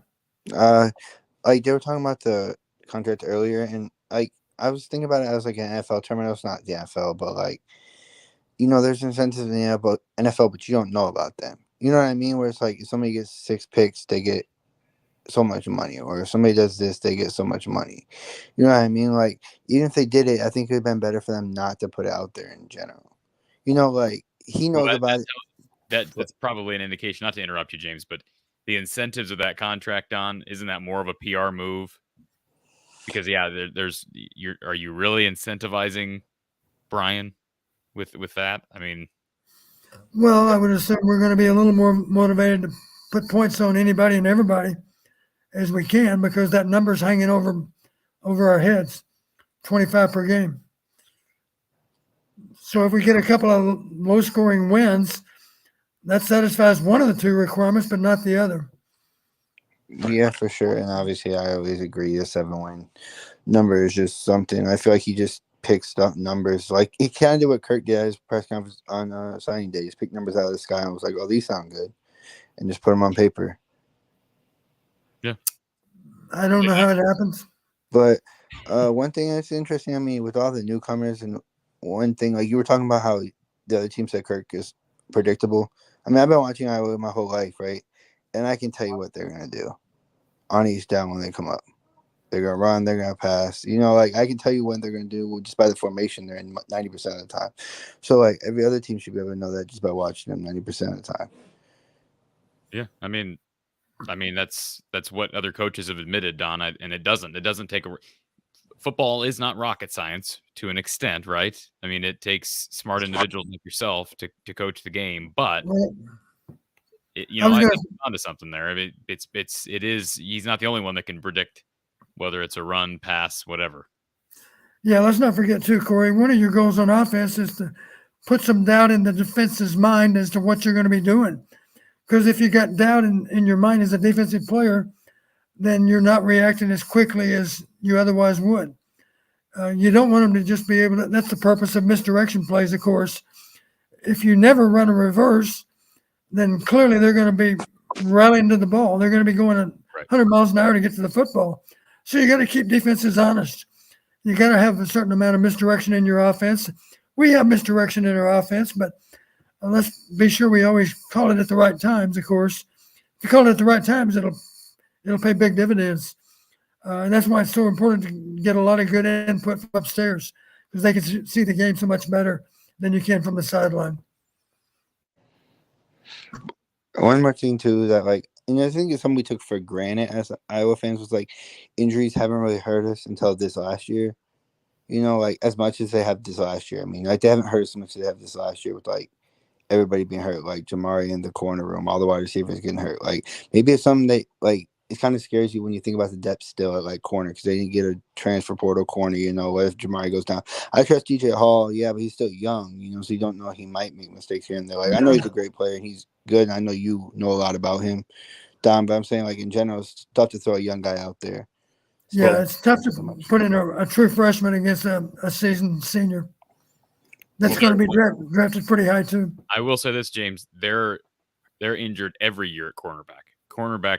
They have injury problems every single year.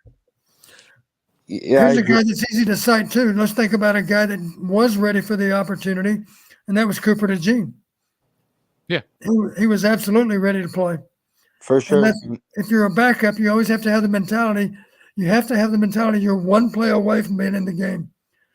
Yeah, no, but it's, I mean, to me, sometimes too, it's all about recruiting and like the fact that like a lot of that cornerback room is young, you know, with like TJ Hall and everybody else behind him. So you don't really have that. Maybe Days Fernandez, but you don't really have that like guy behind those two, like that you feel comfortable with trusting. I agree. Without Terry Roberts, without Riley Moss, you've got Jamari Harris, Cooper DeJean, and TJ Hall. My guess, James, if you were to ask Kirk, he would say, we're planning on, if you're going to get him to be upfront with you on this, we're going to go after another corner after spring practice, because remember, they went after a guy from Harvard that ended up going to like Boston College, I think. Boston College. So they pursued DBs. I also think the idea is guys are going to get better, right? And although we haven't necessarily seen offensive line development to a large extent in recent time, quarterback development, wide receiver development, we have seen DB development, linebacker development, defensive lineman development. So the idea is someone's going to step up in the defensive backfield, whether it be Brendan Diaz-Fernandez, whether it be, Deshaun Lee. You mentioned TJ Hall. Jamison Heinz is a young budding guy that I know they like. So they've got bodies. I think you and I are both looking at this from an experience standpoint. So who they're going to turn to? Well, somebody will get better. I mean, that's what spring practice is for. All those guys will be there. This will be TJ Hall's second spring. Maybe it's an AJ Lawson. They have bodies. It's just a matter of finding who fits. And then, we may have more guys that enter the portal after spring, Don. That window opens back up for guys to re-enter the portal, and that might provide some further clarity about where Iowa's going to head themselves in the portal. I don't deny that, because I feel like Phil Parker is one of the better ones, obviously, not recruiting, but like developing his defense. Like he does a great job of development.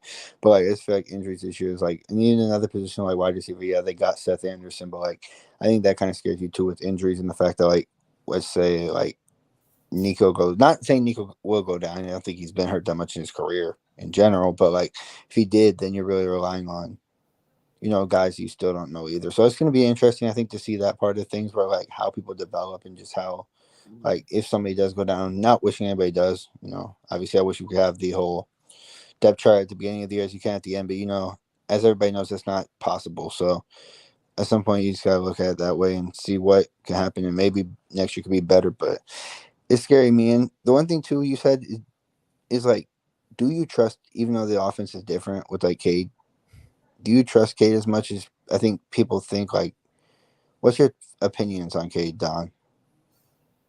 Yes, I have a high level of trust with him just because I've seen him perform well in big games. Don't forget he played well at Ohio State a year ago when he was the starter.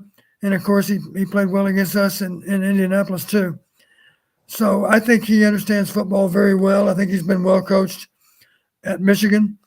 And I think he's got a little bit of a chip on his shoulder, which is a good thing, because I'm sure there's nothing he'd rather do than find a way to earn another game in Indianapolis. And at that point, he'd be hoping it was the Wolves on the other side of the field too, I think. Yeah, for sure. That's one thing I was saying too. Like, if he gets Indy, he'd probably hoping it's Michigan and Ohio State, just because he probably wants that one last chance. But it was good talking to you. I appreciate you being on, and I think the spring practice is gonna be interesting, especially with the whole quarterback situation, with the fact that like Cade's still hurt right now. So like, what do they do at spring practice with the quarterback situation? Yeah, I'm pretty sure that's why they brought Deacon Hill in. Which is a smart move by them. But it's just gonna be interesting to see a lot of stuff that happens in the spring. It's very important to decide who our backup quarterback is. We have to get that settled in the spring. And if Cade doesn't have any live reps, then that gives us a really good opportunity to figure out for sure who's second. Yeah, we're gonna get a look at Deacon Hill. It'll be interesting to see. Totally new guy. Get him in there and see how he does. And of course, Joey Labus will compete too. And then you'll get Marco Lainez in the summer, and Cade McNamara back as well. Peter Green like the color. He says, wrap Barta's contract with Kirk Ferentz and Brian Ferentz, ? All or nothing. Wipe the slate clean and start fresh. I'd bet a ham sandwich that we'd get some action then. Appreciate the super chat, Peter. Pat O'Neill says, this year we average 17.7 points per game, get 8 wins, so it's a given Brian will be back again and again. Personally, I think Kirk plans to resign next year or the year after anyway. Bob Hoffman brings up John Budmeyer. Yes, he was promoted. Boy, he's got a hefty raise, Don. He's making north of $300,000 as a non full-time assistant, right? You only get 10 full-time assistants right now, unless Kirk knows something we don't know about, a potential staff change that he didn't talk about, a week and a half ago. Budmeyer ain't got a place to be in the full-time staff, cannot instruct players on the field, cannot actually give instruction by NCAA rule. And I was paying him north of $300,000. Your thoughts on that promotion?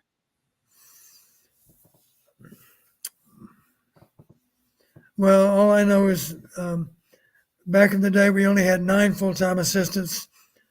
Bill Snyder, coach, he was offensive coordinator in the 90s. I'm sorry, in the 80s. He also coached quarterbacks in the 90s. I was the OC and the quarterback coach most of the 90s. And somehow we got it done. It's a hard job. And obviously, if Budmeyer's being paid that much money, then I'm guessing they plan to get quite a bit of mileage out of him. And maybe that'll improve things even more than what we would otherwise get. I don't know, but that's a lot of money to not be a full-time coach. I'll say that. I've never heard of a an analyst that makes that kind of money. I think his title is something different. I think isn't he special assistant to the head coach or something like that? I have no idea. I think that's the title. Okay. Jeff says Iowa State game 2017. That's ding, ding, ding, ding, ding. We should have had a prize for Jeff because he's absolutely right. That was the last time you could probably say the offense carried the defense, Don, was when Iowa beat Iowa State 44-41 in Ames in 2017. I remember that game vividly, and ironically enough, that was Brian Ferentz's first road game as offensive coordinator. It was at Iowa State in 2017. Nate Stanley to Amir Smith-Marset on the final play of the game. Shout out to Amir Smith-Marset. He is a member of that Kansas City Chiefs franchise. We'll see if he can get a ring tomorrow. Good answer, Jeff. That was in September of 17. That means it's been almost 6 seasons. I mean, maybe somebody's going to try to prove me wrong, but I think that's the last time you could honestly say the offense carried the defense. Ricky, Iowa would be consistently at 11 to 12 wins with even a slightly above average offense. That's for all the people who say be happy with 8 to 9 wins. That's the opposite argument, right? That's the flip side. Right. You can argue that the elite level that these defense and special teams units produce every single year, you're robbing the program of potential excellence by continuing to allow the offense to be awful. Think back to what was it, Kyle, that talked about the last 11 teams in total offense and what happened to their OC. Let's go the other direction. Look at the top 10 teams in scoring defense and see how many games they won. I can promise you they won a lot of football games. We were probably below average, I'm sure, with 8 wins. Yeah, fair point. Cole, Budmeyer makes more than 3 full-time Nebraska assistants. Thank you, Cole, and appreciate the super chat. I don't doubt you, and you're a Nebraska fan, so you're probably right. That's interesting. Makes me think maybe there's something else on the horizon, but we'll see. Iceman, Eric All's back injury. Are you concerned with that, Don? You seem to think that he's going to be fine, but I know you're not a doctor. I haven't even had the privilege of meeting Eric yet, but I do recall one thing he said when asked by the media. He was very quick to reassure him. He said this is a very minor procedure, and I'm going to be back and I'll be better than ever is what he said. So I take him for his word.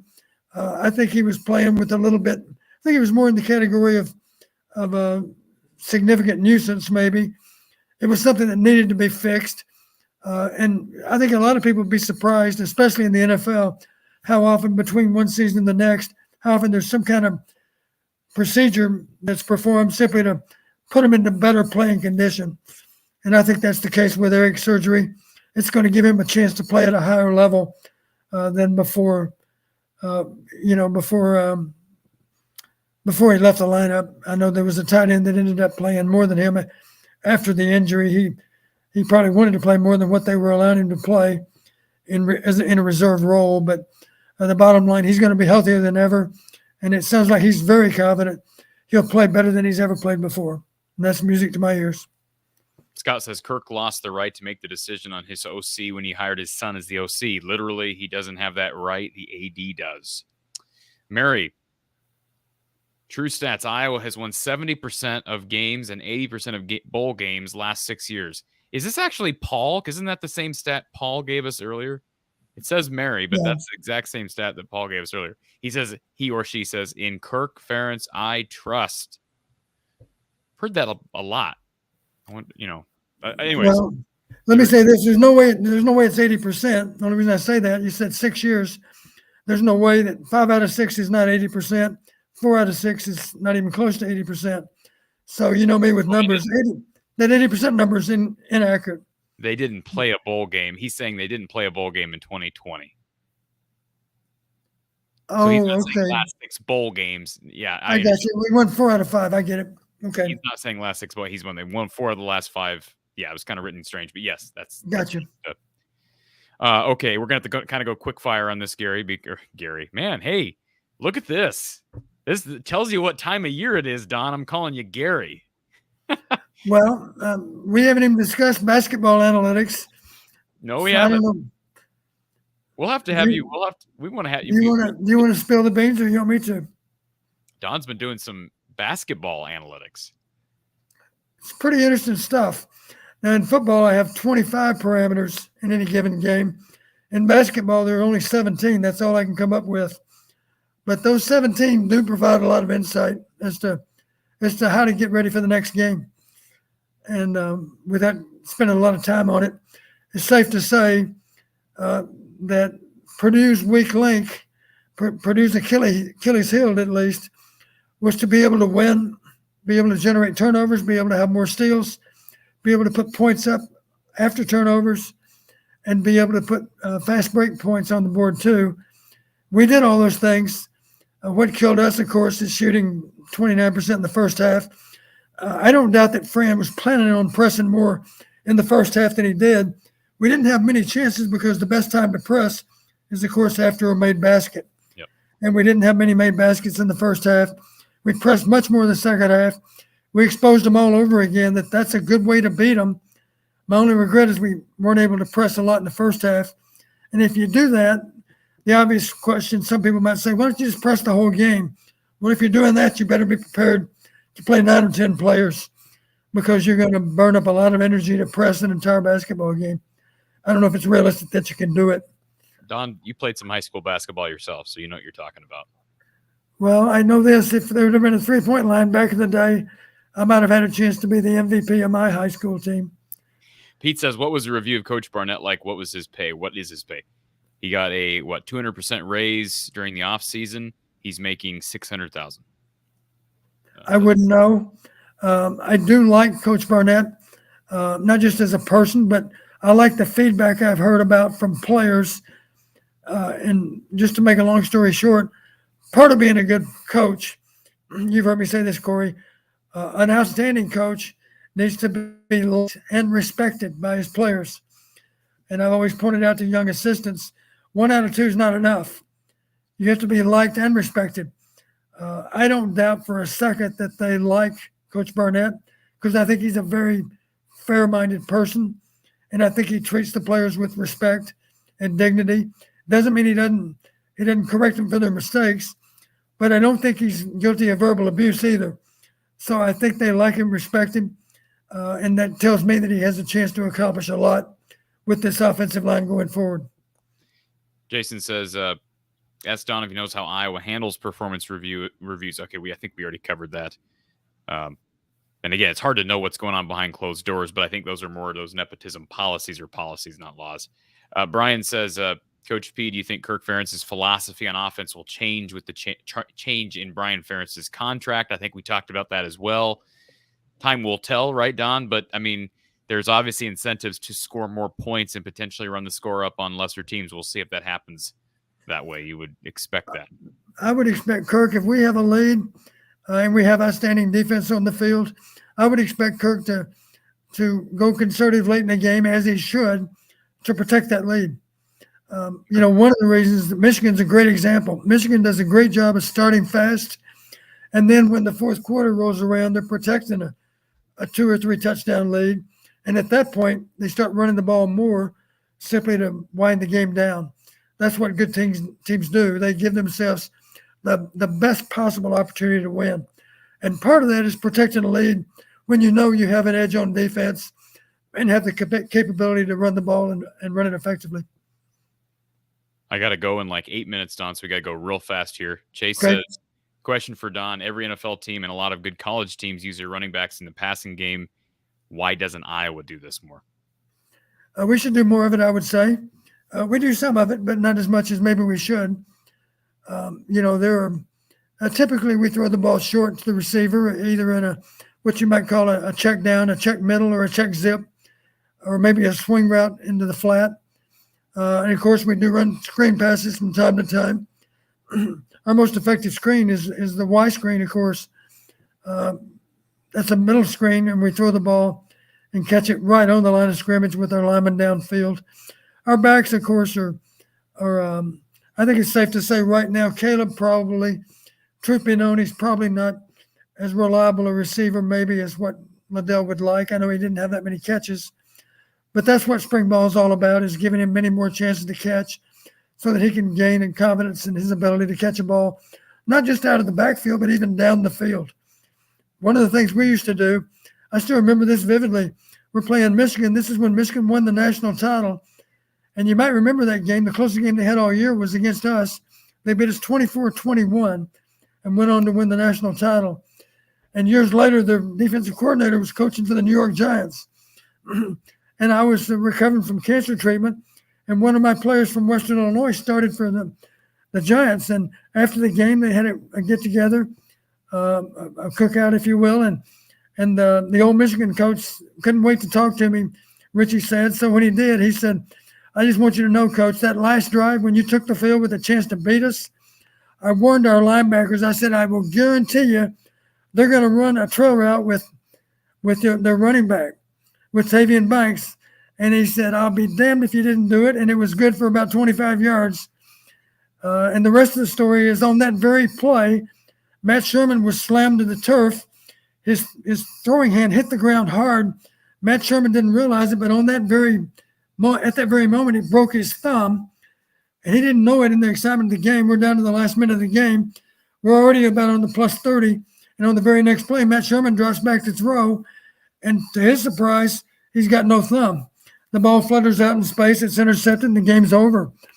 But I thought it was interesting that the Michigan linebacker coach warned him. He said, "I'll promise you, they're gonna try to hit you with a wheel route by that running back out of the backfield." And even though he was warned, we still hit him with it. Of course, it helped that it was Tavian Banks running the wheel route or trail route, whatever you want to call it. Appreciate the super chat here from Lemansky. Corey, catch the Mark Rogers and Steve Day show, The One, on the Iowa football program and the Brian Ferentz Amendment. I caught that for good stuff. Good stuff from Mark and Steve Dace. Don, what are your thoughts on hiring a 24-year-old receivers coach? Matt Rule just did. Well, I would be willing to bet you that he's a former receiver that probably played receiver and played it really, really well. That's awfully young, and I say that simply because recruiting is part of the equation too. I don't know what kind of coaching background he has. He obviously hadn't coached very long. But my guess is Matt Rule probably coached him, and that's why he hired him. He knew exactly what he was getting. There's something to be said for experience in coaching. You know, every time I've ever talked to a young coach, I've always been reminded of mistakes I made as a young coach. And of course, the best thing about young coaches is they have a chance to become older coaches. Same thing with, they say that about freshmen. For every freshman you're starting in a game, count that as one loss over your season. And that there's always that saying, the best thing about a freshman is he's only 1 year away from being a sophomore. So inexperienced coaches, their only obligation to Coach Rule, of course, is to make as much progress as fast as they possibly can. I'm sure Matt wouldn't have hired that young man if he wasn't convinced that he'll be way ahead of the curve in terms of his coaching development. Nope and nope. First string quarterback at Baylor, son of Joey McGuire. The head coach at Baylor, though, was Matt Rule, right? Yeah. Pete says, do you think the O-line coaching came into play since number one offense goes against number one defense in practice? I think the O-line coaching came into play. Well, first off, in the fall, they don't spend a lot of time going against each other. Yeah. Typically, it's the one offense and the one defense against scout team offense and defense. They'll have probably one period a day where they go against each other, maybe. So it'll be just a limited amount of time, and that's simply because you don't want your ones to get in the habit of losing, not even in practice. And obviously, if our one offense went against our one defense, it would be difficult for them to gain a lot of confidence with how they could play, because our one defense is a tall order for any offense to go against. Comment here about the transfer portal. We don't have time to really go in depth on these guys, but of course we've talked at length about Cade McNamara. We've talked about a little bit about Dejon Parker, the kid from Saginaw State. I'm high on Seth Anderson, high character kid from Charleston Southern, who's going to be playing receiver here.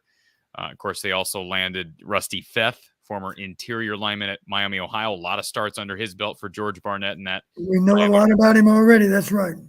And of course, we shouldn't forget Eric All, as you brought up, Deacon Hill, backup quarterback well, he was, I think, he was buried on the depth chart at Wisconsin. He was forced to transfer, ended up committing to Fordham. Decommits, comes here. We'll see. Got some nice offers out of high school. We talked to his high school coach on this show a couple of weeks ago. And I don't have the list in front of me. I might be missing someone. Oh, of course, Nick Jackson, linebacker from Virginia, very decorated linebacker, several all ACC seasons. So they got some good pieces there, Don, but they also lost some guys. Keegan Johnson, Arlen Bruce, Gavin Williams, obviously Jack Campbell to the NFL, Sam Laporta, go down the list. They lost some players, but they obviously did well. They did good in the transfer. I wouldn't say great because they were replacing a lot, but they got an opportunity when that next window opens after spring to load up even more. And I do think the linebacker from Virginia is a key piece of the puzzle because, if I'm not mistaken, he's the only defensive player in the transfer portal coming to us. I believe you're correct in saying that. Again, we'll see. I don't think they're done, and I think they've got an opportunity for some upward movement. So let me mention another guy that's coming in to play defense, and I know a little bit about him because I recruited his dad, Rodney Fowler's son. Rodney Fowler was an animal at fullback for us years ago. His son was a very, very productive player at Iowa Western. Is that what it's called? Yes. And the Virginia linebacker, those numbers speak volumes. Corey, you've heard me say before, I've seen some guys that look like $1 million that played linebacker, but the bottom line, you gotta have the ability to find the football, and the guys that can find the ball, of course, are the ones that make plays. I've seen some guys that were parade All-Americans that were not very productive, even though they satisfied height, weight, and speed. They simply couldn't find the ball. It's a skill to be able to find the football at all times. And some guys have it and some guys don't. It's hard to teach it, truthfully. Obviously, Jack Campbell could find the ball, and Seth did a good job of finding the ball too. Those are very productive linebackers that are going to be sorely missed. Absolutely. And of course, Ontario Thompson, really good defensive lineman from Iowa Western as well. He'll be coming in. All right, Don, we kind of ran over here. I want to run through. We've got 3 units left to grade. So let's finish off with our final grades of the night. Grades of the season. I'm smiling because it's not going to take very long. It would be A, and A. I got to give A's all around. And I qualify it by saying, unfortunately, we got burned against Nebraska. I give a lot of credit to the Nebraska play caller. When Cooper went down, we had 2 different inexperienced corners out there, and they were smart enough to match up their best receiver against our inexperienced corner, and they made us pay. So hats off to Nebraska for being able to get that done in a short amount of time. And obviously those freshmen don't want to get beat. But the guy that beat them is a guy that's going to be playing on Sunday, a 1,000-yard receiver for Nebraska this past year, and he made us pay, and that had a lot to do with the outcome of the game. But they'll be better because of that. You know, any young player simply has to, at the bare minimum, learn from their mistakes. And I have no doubt whatsoever that those young players are going to never forget the mistakes they made against Nebraska, and they're going to be smarter going forward than what they were in November last fall. And, of course, losing a lot at linebacker. Hope Nick Jackson helps. They've got some young talent there. They're so deep on the defensive line. Aaron Graves is a budding young star. It's going to be fun. I hate to say this, and I, we all contribute to that. I contribute to this to an extent, but I think it's understandable. We talk so much about staff this time of year, especially given the situation with the offense. I do look forward to very soon, once we hit spring practice, being able to focus on the players and the development in the team, because there's a lot of young, really talented guys on both sides of the ball, especially on defense, that I'm excited to talk about. Xavier Wampa, Aaron Graves, Cooper DeJean. Think about that young talent right there, Don. TJ Hall on offense. You got guys like Caleb Johnson, Jazian Patterson, Addison Astringa, Eric All, who's more of a veteran. It's just going to be fun to talk about these guys, and I just want to thank you for another incredibly enjoyable season. The football was always I shouldn't say always, but football was kind of up and down. It was a strange year to be talking Iowa football. We don't often have years where you're second to last in the FBS in total offense, but that made it a unique year. And the fact that they were able to win, Iowa was able to win 8 games in spite of the offense. You've got to give some credit to Kirk Ferentz for that. for keeping this team together, and especially Phil Parker and LeVar Woods, those units. But just an incredible year, Don, to be able to recap Iowa football with you. I appreciate you being a lot of people's therapists and sounding boards, and I've enjoyed the last number of months with you, and so we hope to do it again next year. But thank you from the bottom of my heart. This show with you, and of course the show with Coach Gary Close, it's the highlight of what I do here, talking Iowa football. So I want to extend my thanks to you.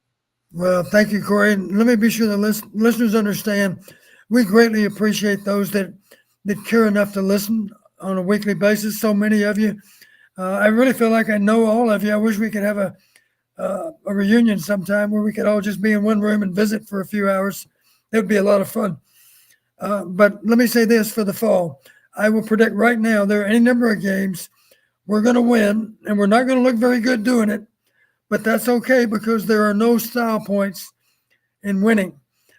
It's nice to win with a cushion, but the bottom line, you just got to find a way to get those wins. And if it's ugly, it's ugly. Our goal is not for it to be ugly. Our goal is for them to be routine wins, comfortable wins, not something more than one score. But if we win ugly, it's still a win, and let's celebrate those absolutely like we always have and always should. Give me a winner for the Super Bowl tomorrow, Don. Eagles, Chiefs. I'll go with the Chiefs, and I'll go 27-24 because I know the Chiefs have a really good kicker, and I think he might be the difference.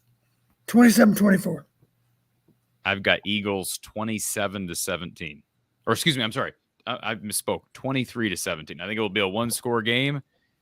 As great as that Eagles offense has been, and as great as the Chiefs offense can be, they've kind of haven't been as dominant maybe as in past years. I think that, the Super Bowl, we tend to get lower scores. I think you go back in history, we tend to get lower scores. Can't validate that 100%, but 23-17. Enjoy time. I know you got some time with some family, Don, as do I tomorrow. Enjoy that. Pig out, eats lots of pie. Do so in moderation, but don't be afraid to loosen the old pants and enjoy the Super Bowl the way it should be enjoyed, Don. Well, the one thing I'm pretty sure, since it's just immediate family in for the game, I'm pretty sure I'll be wearing my jammy pants. I won't even have on a pair of khakis. I'll have on my pajama bottoms. And we hope to be able to talk about some really exciting Iowa basketball here in the coming weeks with Coach Patterson starting tomorrow.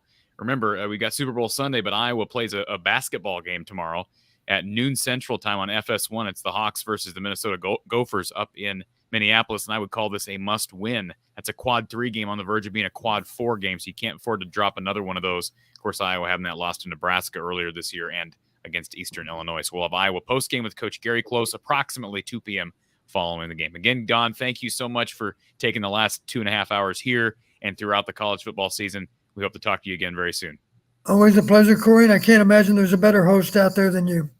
Appreciate that, Don. For Coach Don Patterson, I'm Corey Bratta from the Hawkeye of the Storm. Take care, all. We'll talk to you tomorrow.